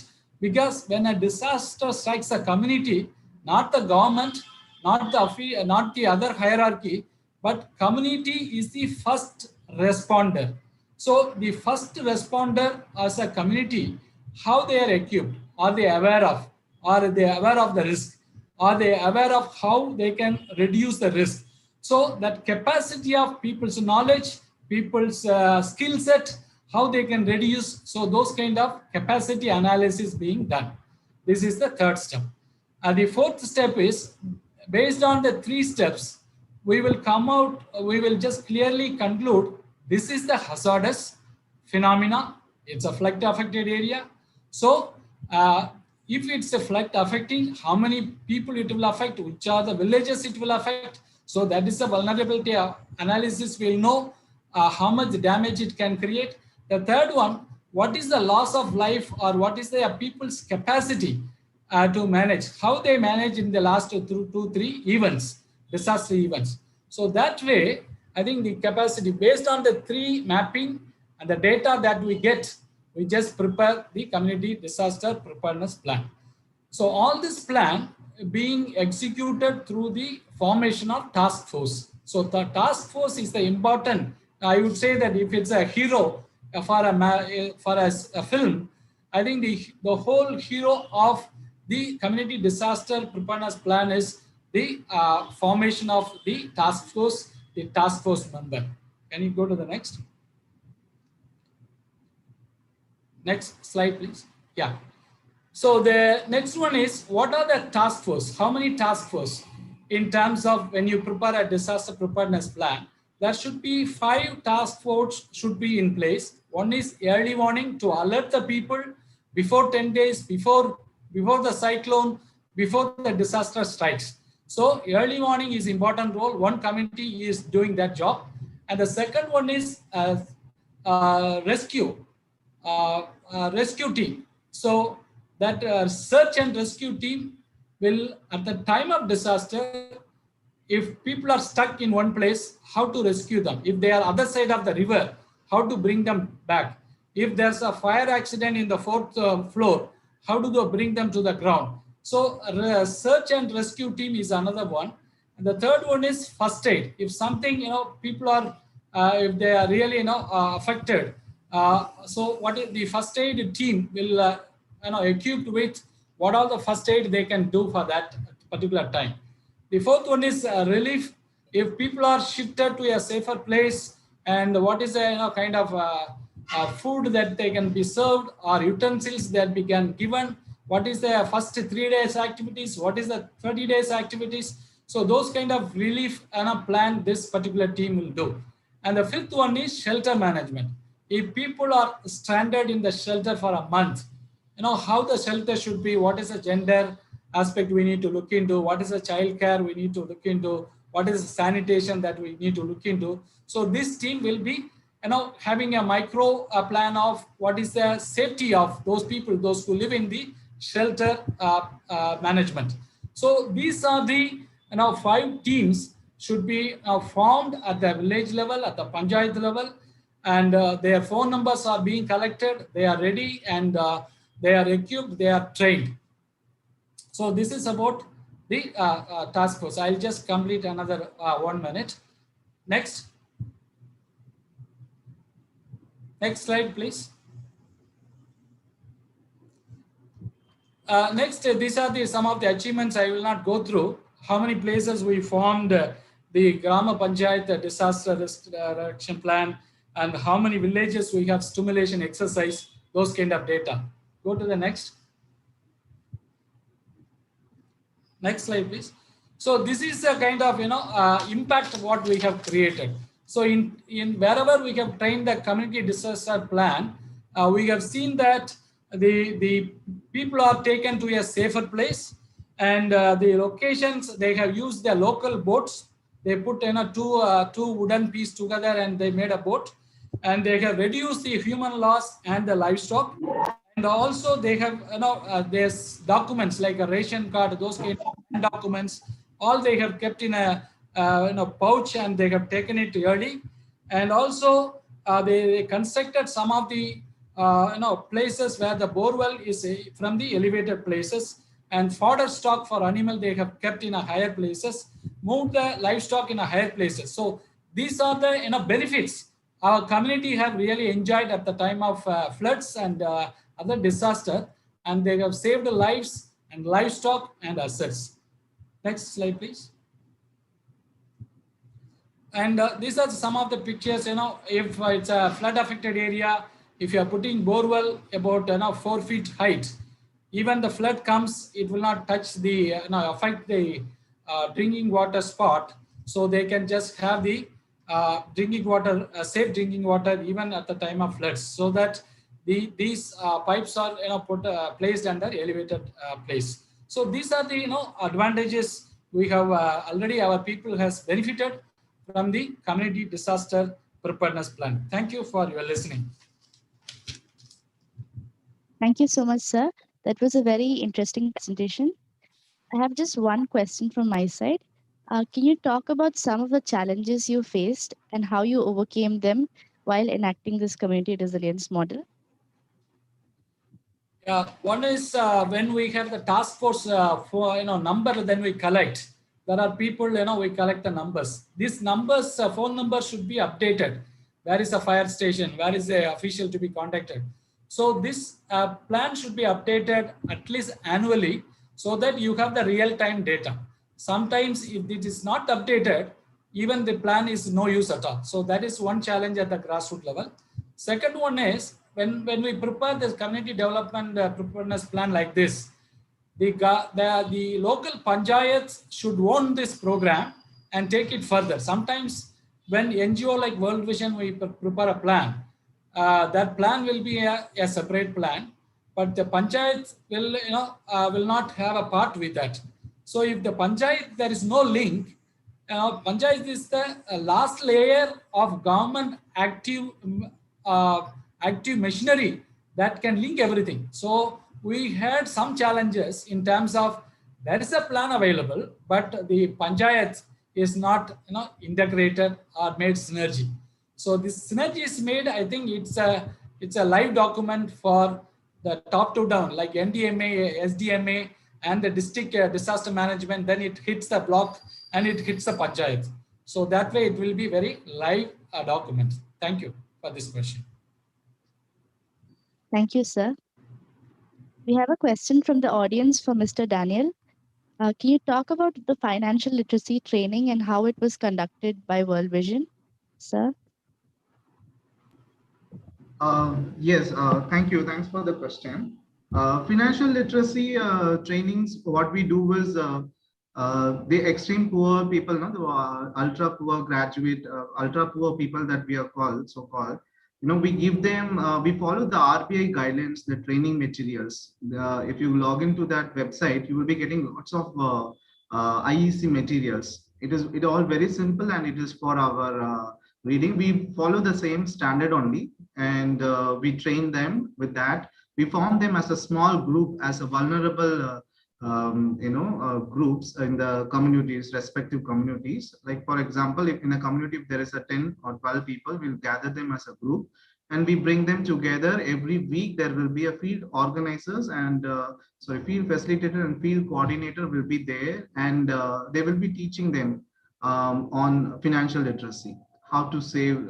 Many people, if you see, shockingly, almost 40-45% of the people, they will not have any bank accounts. So we will all are daily laborers, and they don't have proper saving habits and everything. So we have witnesses in many slums and also in the rural grassroots level of the areas. We have found that there are so much of improvement on opening their bank accounts, and they started saving, and we really able to see their transformation because of this financial literacy trainings. And we link them to the local SHG groups that is more sustainable for them, especially like Andhra Pradesh and Tamil Nadu and all. We have this women.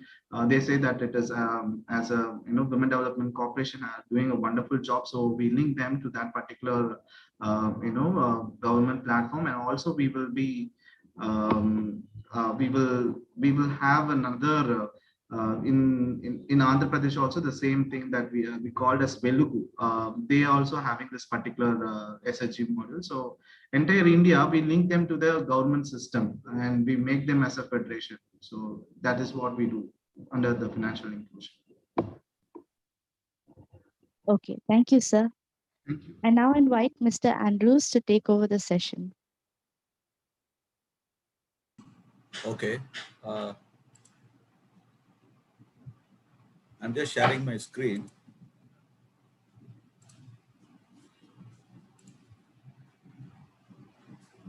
Can you see my screen? Yes, sir.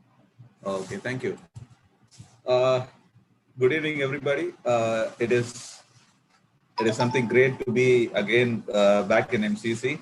2019, I was there for the conference. 2020, we planned for this, but couldn't materialize. But the starting of the year in 21, we are back again. All cheers to the students, the faculty members.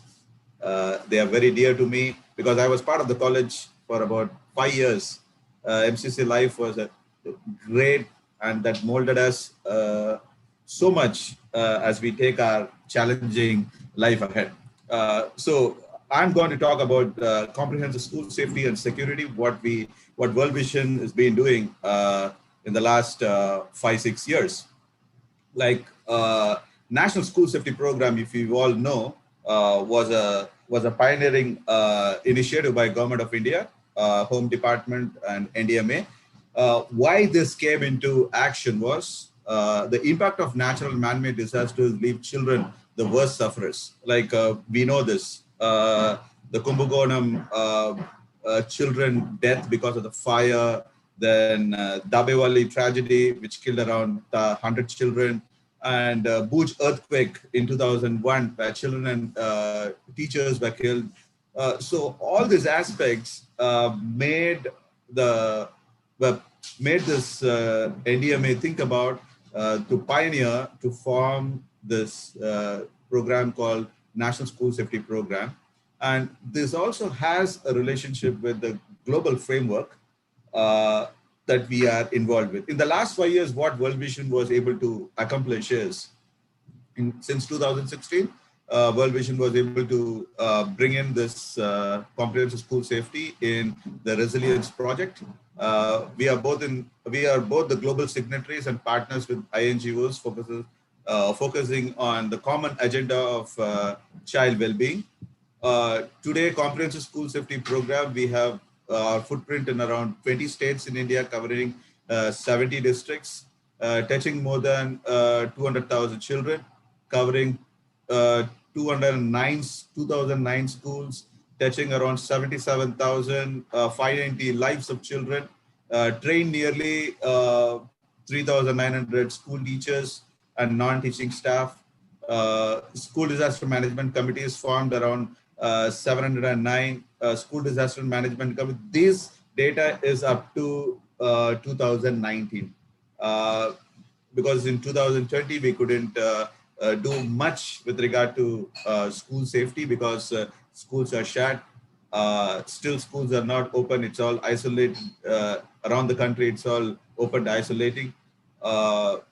So that's what this pandemic has given a lot of disruption with regard to school attendance and children going to school.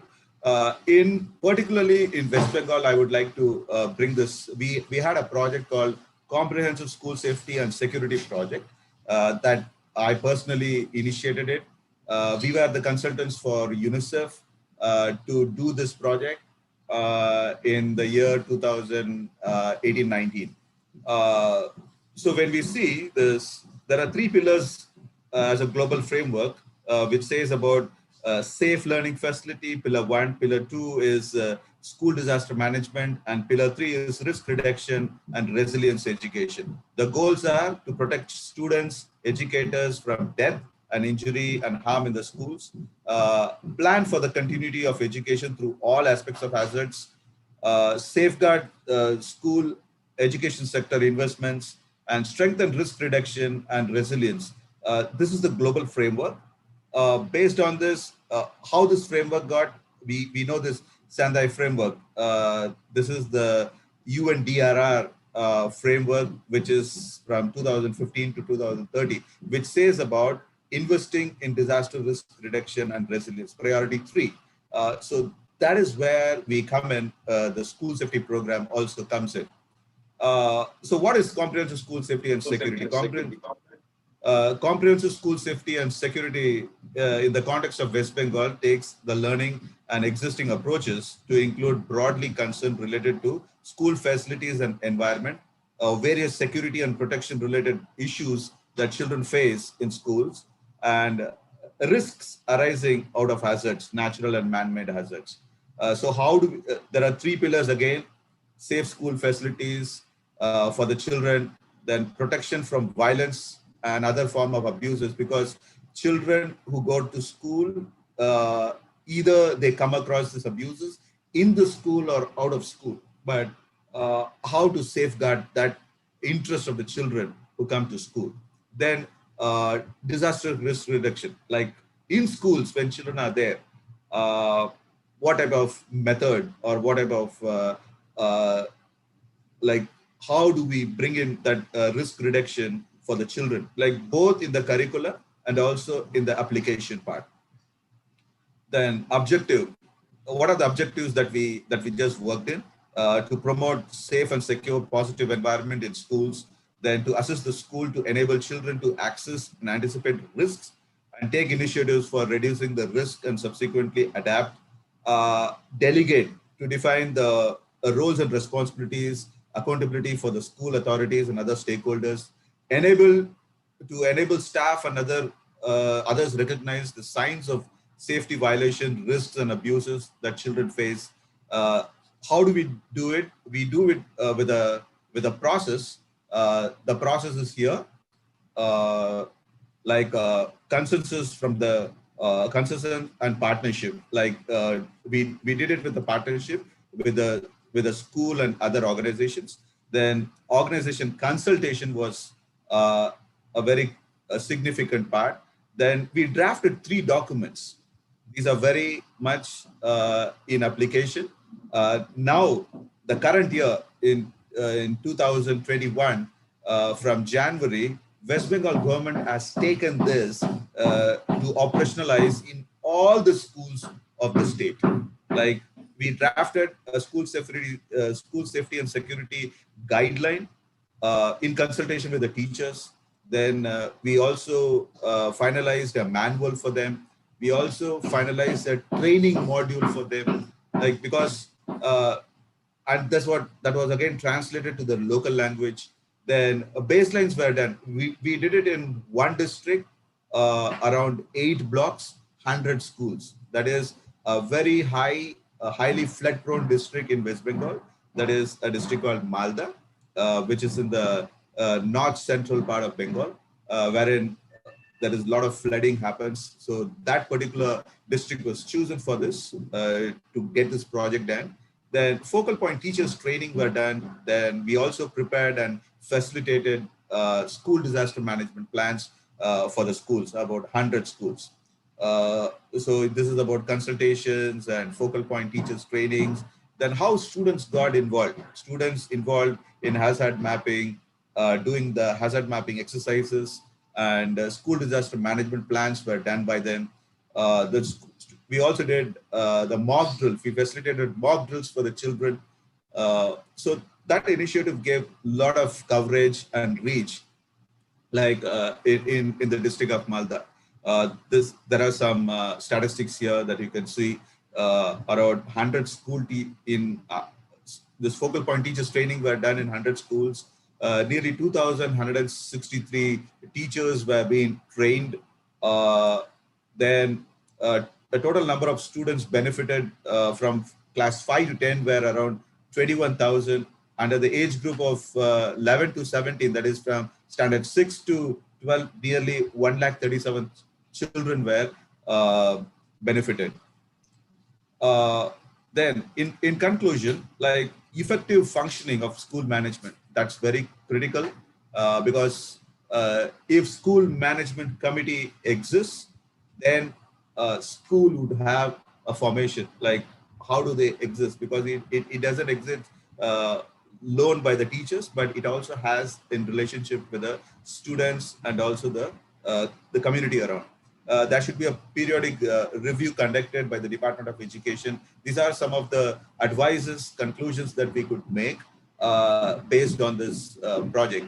Then post the planning for safety and security measures within the school, ensuring these are sustained through various safety practices like newsletters, debates, quizzes, because in this, the community is getting involved, the children are getting involved, the youth is getting involved, so that there is a synergy which brings in the security and safety for the kids who go to school in the local zone. Then ensuring that emergency crisis team is available in every district to reach out each other, to provide counseling and other supports to help the children and families cope in the case of emergency, helping them to adjust post emergency as well as assisting them to re-enter the school environment. Last two, the CSS program should be extended. Actually, that time it was extended. Now it is getting operationalized. As I told you earlier, since January of 2021, the GO has been passed. Now this particular comprehensive school safety is going to be operationalized all over West Bengal in all 24 districts of the state. Maybe now the community in Bengal is going for elections in the month of April. Maybe when the new government gets formed, this will come into existence. That's what I would like to say. Thank you. Thank you so much, sir. Thank you. I was thinking about the status of such programs during the COVID-19 situation, where people have been locked down and locked up. Abuse and trafficking of children has particularly increased as it does post any disaster. Sir, so my question is, how can schools play a role in taking precautions for children and their caregivers for school safety during this pandemic? Yeah, during this pandemic, this has been a very big challenge. What I would like to say is we think that schools must remain open despite COVID-19 pandemic. However, several problems strictly related to school frequency and reduction of infectious risk must be solved before school attendance can be considered completely safe. And on the other side of it, child protection is a very critical need, both in the community and also in the school. Like when the children go to school or when the children are out of school, but when the criticality is increased when the children are out of school. So it's better that we hope and we hope to see that the schools will reopen shortly. Maybe in those states, because I've been to some of the states last week to Northeast, both in Nagaland and Meghalaya. In these states, the schools have opened. Children from class 1 have started going to school, but they are making the children to go to the shift schools. Their timing is very much limited, but from class 6 onwards, the full day, the day school is open. So hopefully we see for a better choices that will be made in reopening the schools in the post-COVID situation. Thank you, sir. Thank you. Quite a lot of questions have come in from the audience on your session. Specifically, a question about the focal point teachers training. What sort of trainings are given to school teaching and non-teaching staff for responding to disasters? Okay, this focus, when we do school safety program, we need to have a focal point teacher who will be initiating this process in the school. Any school, there need to be a focal point teacher. It can be any teacher, but at the end of the day, it is the school who has to make the decision. When it comes to focal point teachers training, there is a training package that comes in. It is a 2 to 3 days training for the teachers, wherein teachers will be given like on the areas of protection, on the areas of wash in schools, on the areas of disaster risk reduction, on the areas of fire safety, on the areas of road safety, personal safety. All these aspects come into this package of training for the focal point teacher. Once the teacher understands these aspects, he or she would be the initiator for the school. She would train the teachers and other caregivers in the school, so that that school has a focal point teacher who initiates the process with the children later. So that's how this training will help the school community to understand the need for safety and protection for the children and the caregivers and the teaching faculty in the school. Thank you, sir. Another question from the audience for Mr. Sethi. Have there been any new initiatives by governmental or other organizations that you feel will World Vision's agricultural resilience models? Oh, this is for Sethi. Okay. Yeah, thank you so much. In fact, we have done some models adopting from German agro action. So what we have done is integrated farming system models, and it's like, it's a mini forest itself. Like, we are duplicating nature. Say for example, now, in the forest you will see birds, you'll get to see animals, you'll get to see creepers, climbers, tall trees. So you want to replicate the entire thing as it is in the community as well, as an integrated farming system. We call it the agriculture subsystems, right? We have 6 subsystems in the horizontal and 6 in the vertical, exactly like a forest. We have 6 systems in the horizontal, which means we have birds in terms of poultry or duck or whatever it is, and then there are fishes and water bodies, that is like in pond with aquaculture, and then we have livestock as animals, and also we have trees and everything as a different steps, like multi-layer system. We have trees, and then there is an undergrowth, then there is creepers, and then there is runners, and then there is bulbs and tubes underground. So these kind of systems that we have done, and I think in our world, I think the government has also planned to roll out, and they are also rolling out so many such kind of systems. Thank you so much. Yeah. Thank you, sir. We have come to the end of the panel discussion. We thank the audience for their participation and move on to the next segment of the conference, that is the poster presentation. I invite Mr. Nirmal to take over the session. Thank you. Thank you, Tasmin, for facilitating the session. Thank you. Thanks, everybody. Thanks for inviting us to be part of this great initiative. Thank you.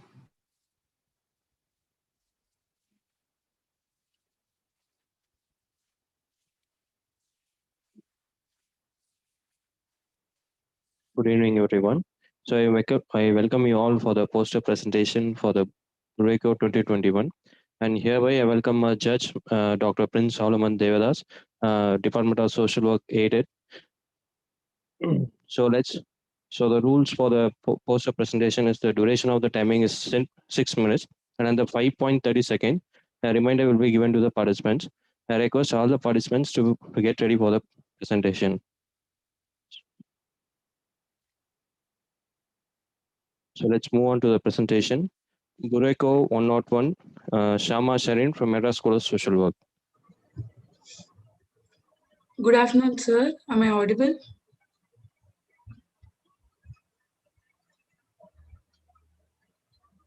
Yes, you are audible. Yeah. Yeah, you can go on. Good afternoon, everyone. I'm Shama Sherin from Madras School of Social Work. I would like to start my presentation with a quote by Dr. APJ Abdul Kalam. When we tackle obstacles, we find hidden reserves of courage and resilience we did not know we had. And it is only when we are faced with failure do we realize that these resources were always within us. We only need to find them and move on with our lives. So, as this quote says, life is full of challenges right from birth to death.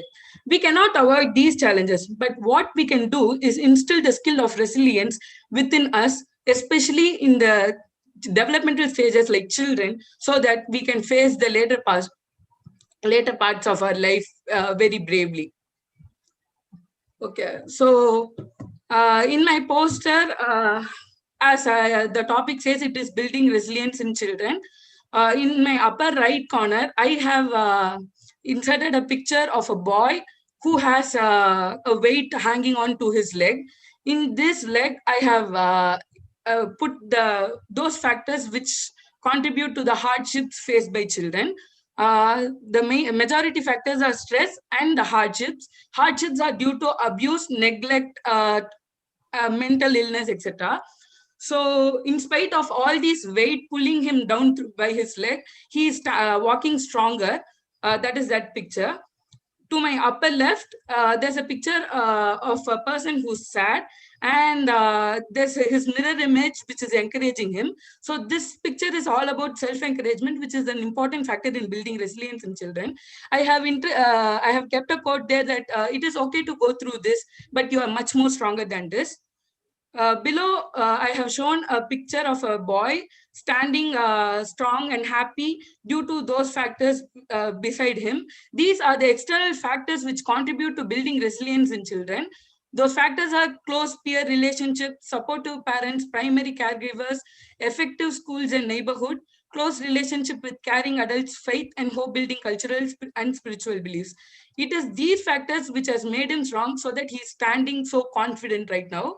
The picture next to it shows like in this orange image is one's inner self and the white image is a person.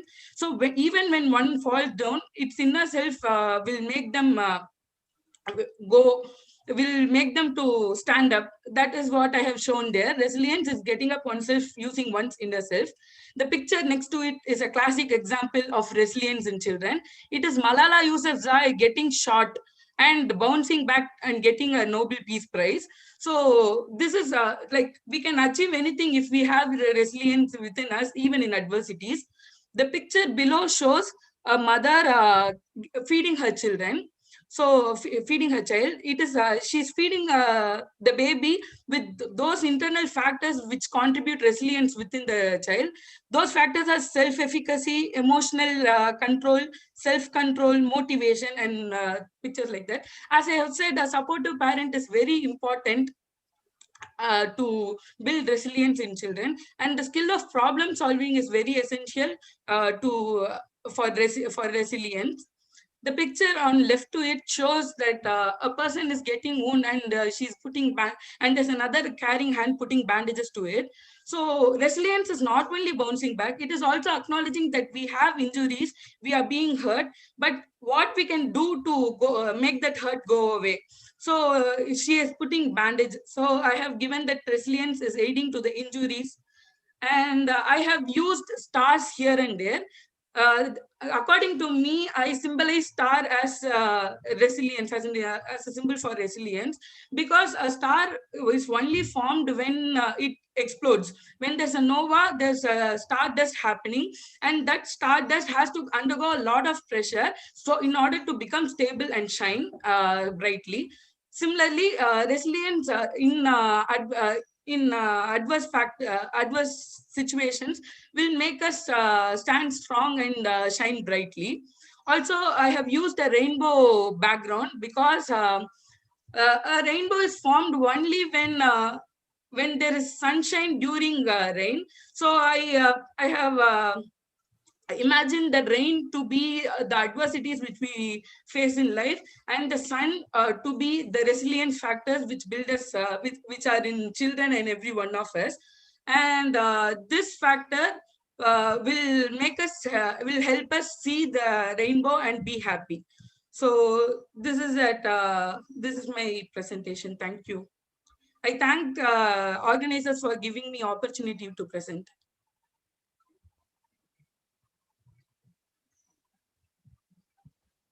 Thank you. Let's move on to the next presentation. Greco 102, Vinaya Mukesh from Stella Maris. Good evening, sir. Am I audible? Yes, yes.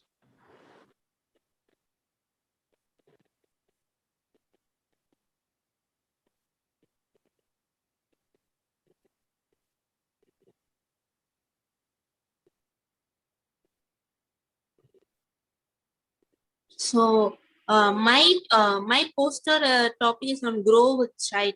So basically, when you start playing with child, you start when child starts start knowing things, and he starts building coping technology, coping strategies, and he does all things to basically child learns only when a child learns seeing adults. So teach child to bounce back like a ball.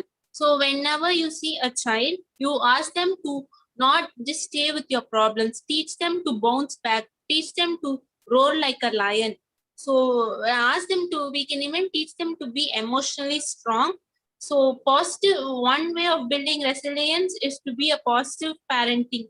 When you teach a child to be a positive, when you be a positive parenting, a child can become independent, child can become emotionally strong, and child can start taking his or her own ideas, which can help in his future. So it can help, a positive parenting can help in many ways, which can help your child to be not only emotionally strong, but can be a better human being. So can I enlarge the pictures, please? 8 ways to build a resilience. So there are 8 ways where a parents, why I choose this one is that each one step can help, each one step where a parent and a teacher can help to, can teach or help a children to be a resilient. So when you follow these 8 steps, a child can can grow by itself, as well as cannot lose, they won't lose their childhood. So next one is, so next we can go to the 10 best ways of teaching resilience to your kids. So what am I doing? Instead of using negative things, you can teach your children to be positive. So if they fail in a particular subject, example, I can take myself. I have been an average student, so I am very bad at maths. So this thing my mom used to say is, no problem, you keep working hard, you can succeed.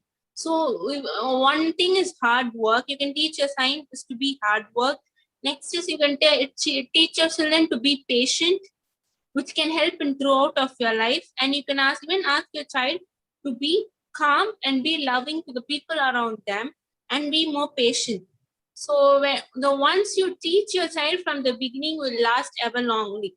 So positive your parenting is most important thing for building a resilience. So this is my poster. I thank the organizers for giving me this opportunity. Thank you.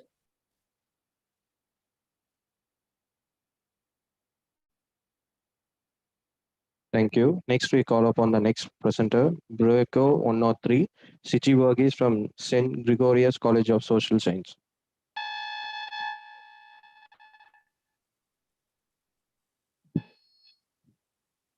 Hello, am I audible? Yes, you are audible. Hello, sir. Okay, good evening, everyone. Myself, Siji Varghese.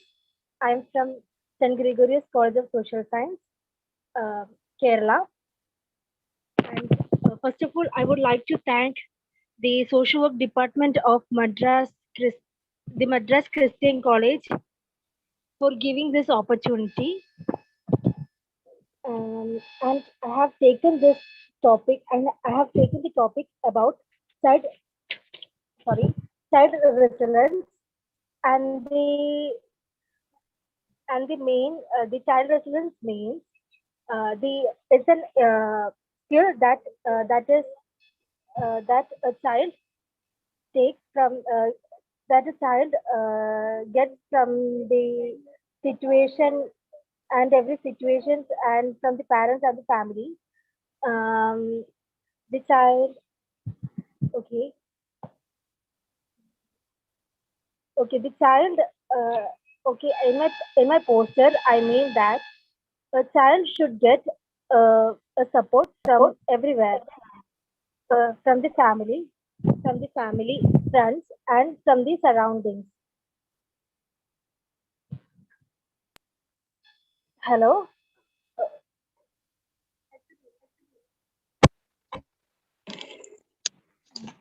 Yes, you are audible. Okay, okay. Okay.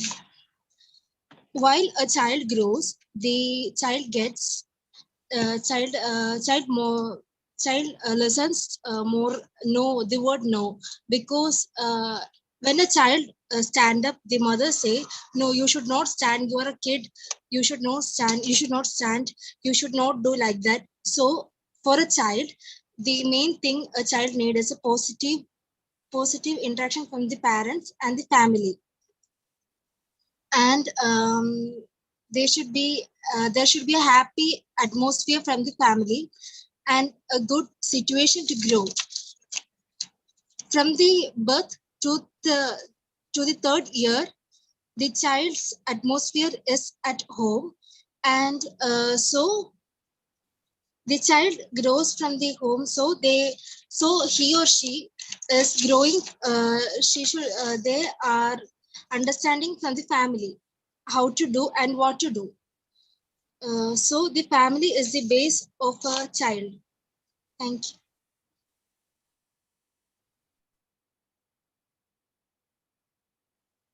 Thank you. Next, we call upon the next presenter, Greco 104, Raifosa Mavis from Nazareth College of Arts and Science.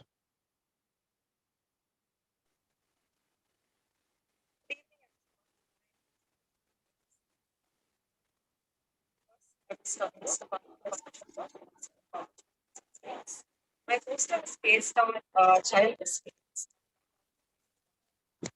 resilience. Yeah. So, disappointments, problems, part of our lives. As adults, we face problems, and so we know this. Sorry to interrupt. Your voice is not clear. Yeah.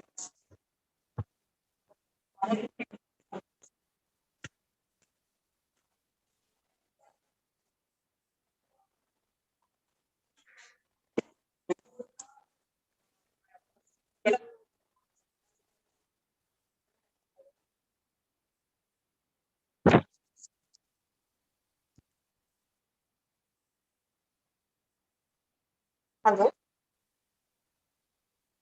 Yes, you are audible now. Yes, you are audible now.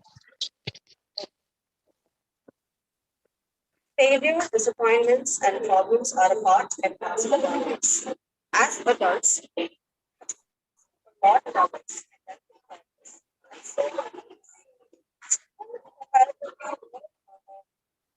Much less when compared to us sometimes. And learn through experimenting and taking healthy risks and both positive and negative risks. Just like how each and every one of us have when we were kids. I'd like to quote an article from in I wasn't that bright according to our educational systems. I wasn't that bright, so my grades weren't that high. Um, so one day we were having the parent teacher meeting, and me and my father was sitting facing our class teacher. So we all know how students who don't get good grades are treated in Indian schools, and how they are children who are not that um, who are not that capable of studying and everything. And these children are not given enough opportunities, and children who perform academically better are given most of the better opportunities. And Because of this, my capabilities, my experimenting skills were curtailed. So coming back to my point, we were sitting facing the teacher, my class teacher, um, during the parent-teacher meeting, and she asked my father that why am I not studying well? Why are my marks so low? And what problems am I facing? And, is it something to do with my family, or am I just dumb? So my dad, he said something very peculiar that time. He just asked these same questions to the teacher right back at her. He asked her not studying. Why is she not studying? I'm sending her to school because in hopes that you will teach her. But you are asking me the questions I'm supposed to be asking you. So at that point, my dad, as a dad, that from and because of this, it space. It created a space where I can trust, where I have a backup, where I have a strength system, a support system to support me in situations like this. We all know how parent-teacher meetings can be very stressful and scary. Our parents are very supportive. So at that point, father, he trusts both my parents, not just my father. They trusted me, my capabilities, and they provided a safe space for me. They helped me and take healthy risks and experiment and learn things on my own. And even if I fell in bad situations, I was able to bounce back right now, get back up, and see the day. Next day, I was able to go to school and still try again. Try again. It was a new beginning for me. So, in my poster, I've mentioned what resilience is in a child. Yeah, children are learners. Right now, there are children Sorry for around. interrupting. Last 1 minute. Okay. So right now there are children surrounding me, and they are like I'm observing them running around. It's so nice to see them learning and everything. So children are learners, and parents play a great influence. They play a huge part in children's lives, and them understanding children, them understanding and nurturing them, and providing safe space is extremely important for growth of child, and to learn resilience, which is an acquired skill. So, I mentioned the role of parents and elders, and role of social worker in this case. The role of social worker in this case can be giving guidance to parents. Many parents push children down, just trusted, treat them like children and not understand that even they are willing to learn, like learning. Trifosa, your poster is very self-explanatory. Thank you very much. You did a good work. So thank you for the presenters. Really, all the posters has many ideas on resilience. Especially all the posters are relevant to children. So the results will be announced during the validatory function. Thank you very much for the presenters. Good contribution.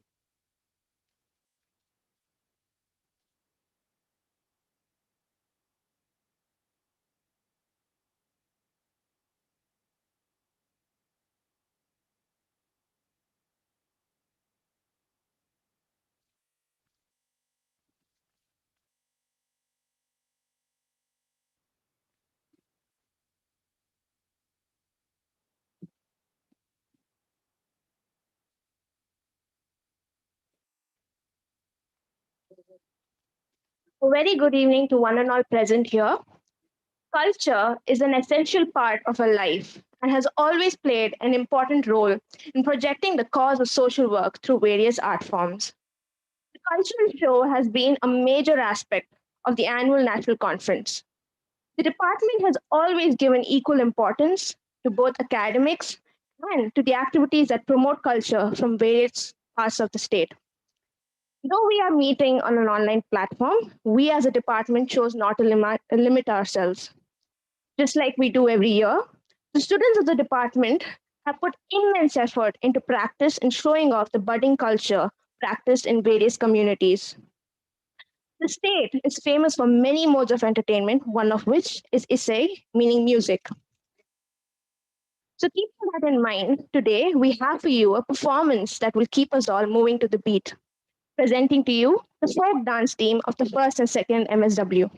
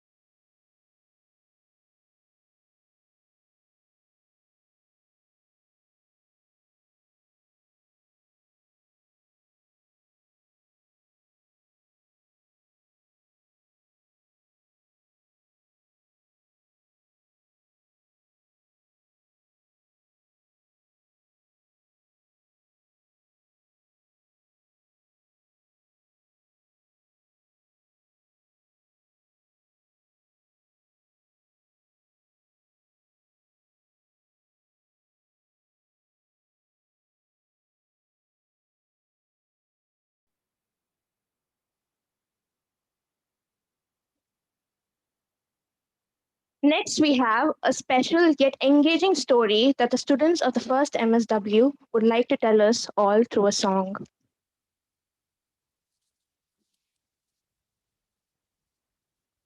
Good evening, everyone. So I would like to start with a quote. Sometimes it's not the song that makes you emotional, but the people and the things comes to your mind when you hear it. I repeat, sometimes it's not the song that makes you emotional, the people and the things comes to your mind when you hear it. So social work is basically, we social workers, we are the change agents in our society. So but we can change, we can make changes in each and every possible way that we can. This is a very special moment because in all these years of history of MCCSWD, this is the first time that we're gonna release a song of our own. Yeah. For the concern of our society. So this song is all about a community called Irulers. So this song will explain about the struggle and who they are, where they are from, and what their current status is. So we believe songs will create more impact than any other thing. Hope this legacy will be carried forward and this trend will be carried forward in each and every year that's going to come.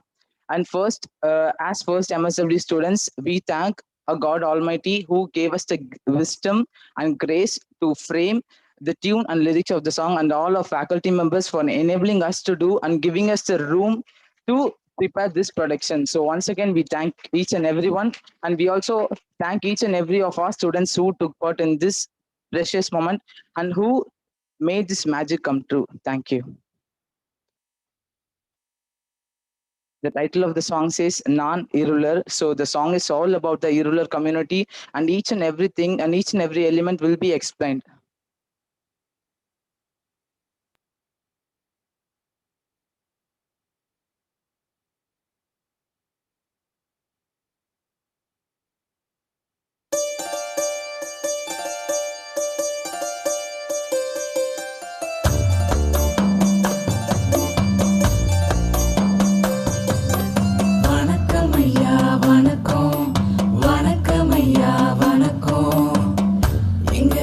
கதைய சொன்னா பாலைவனங்கள் நீர் வழிக்கும். வணக்கம் ஐயா வணக்கம், வணக்கம் ஐயா வணக்கம். எங்க கஷ்ட கதைய சொன்னா பாலைவனங்கள் நீர் வழிக்கும். விடுகதையா பெருங்கதையா, கதையான கதைய உங்க காதுக்குள்ள கதைப்போம். விடுகதையா கதையா, கதையான கதைய உங்க காதுக்குள்ள கதைப்போம். அழகு நெஞ்ச காடு எங்க அன்பான கூடு, அடர்த்தியான காடு எங்க அழகான வீடு. அழகு நெஞ்ச காடு எங்க அன்பான கூடு, அடர்த்தியான காடு எங்க அழகான வீடு. சத்தம் ஒழிக்கும் எங்க ஒப்பாரி சத்தம் ஒழிக்கும். நாடு அந்த நாடு துயரம் தெரியாத நாடு. ஓனாய் சத்தம் ஒழிக்கும் எங்க ஒப்பாரி சத்தம் ஒழிக்கும். நாடு அந்த நாடு துயரம் தெரியாத நாடு.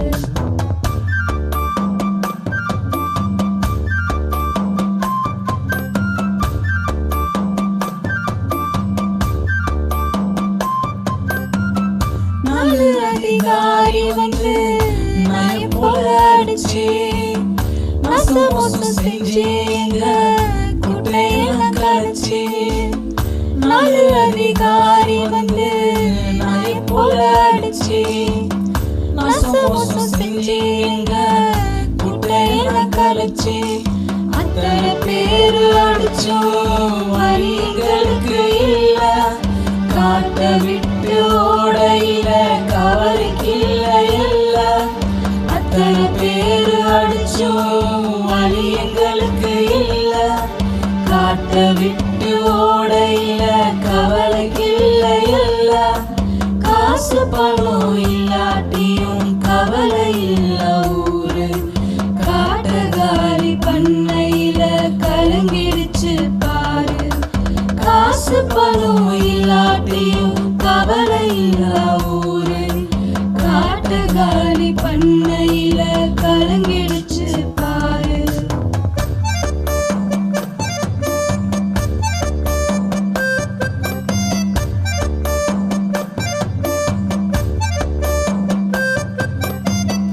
ஒருங்க இடம் இல்லாம தவிச்சிது சனங்க.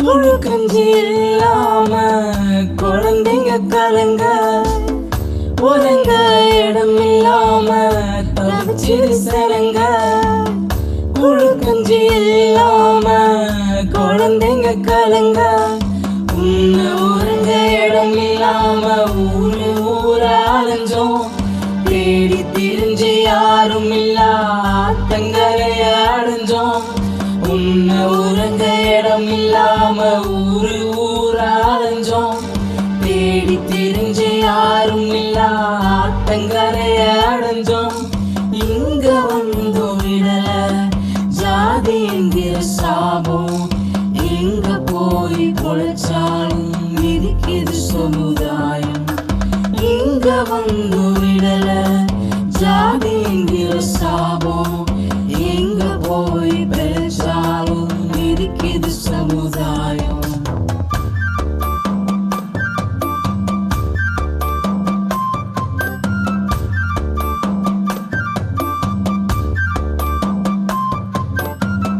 பார்த்து பார்த்து வளர்த்த புள்ள பாம்பு தீண்டி சாக மேல சாதி மக்கள் எல்லாம் மிதிச்சிட்டு போக ராத்திரி நேரத்துல இல்லைய தூக்கம் பயமூர்த்திகளும் நிறைஞ்சு வாழ்க்கையெல்லாம் துக்கம் சாதாரண வாழ்க்கைய கூட வாழப்படுறோம் கஷ்டம் நாங்க இருந்து பொழைச்சா இங்க சிலருக்கு என்ன நஷ்டம் சாதாரண வாழ்க்கைய கூட வாழப்படுறோம் கஷ்டம் நாங்க இருந்து பொழைச்சா இங்க சிலருக்கு என்ன நஷ்டம் நாங்க ஒன்னும் உங்களிடம் கேட்கலையே ரொக்கம் இந்த கருத்தை சிந்திச்சு திரும்புங்க எங்க பக்கம் நாங்க ஒன்னும் உங்களிடம் கேட்கலையே ரொக்கம் இந்த கருத்தை சிந்திச்சு திரும்புங்க எங்க பக்கம் வணக்கம் ஐயா வணக்கம் வணக்கம் ஐயா வணக்கம் எங்க கஷ்ட கதைய சொன்னா பாலைவனங்க நீர் வலிக்கும்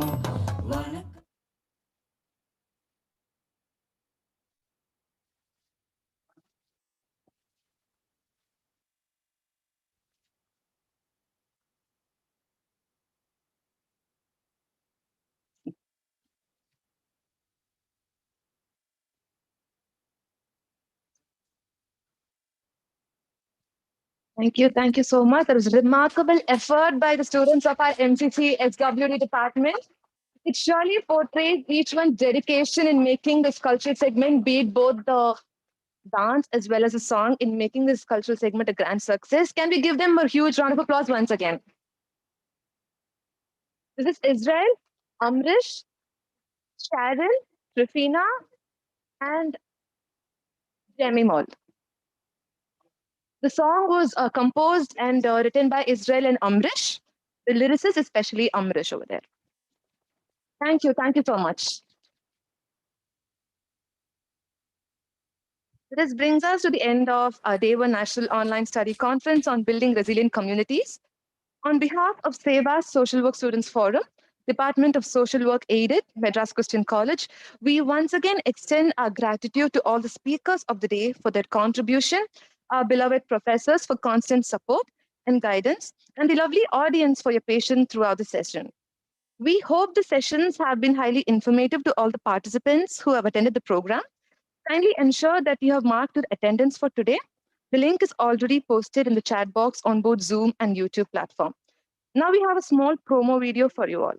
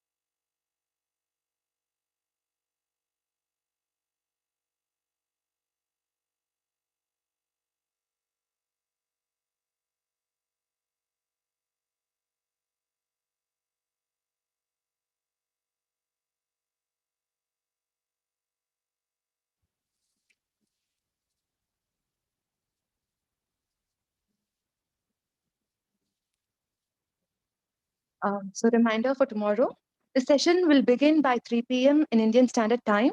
We will have sessions on gender resilience, resilience among children, and psychosocial resilience, followed by the campaign launched by Young Human Rights Defenders Club and the paper presentation. All the participants of paper presentation for tomorrow are requested to be present on time. Thank you and have a blessed day.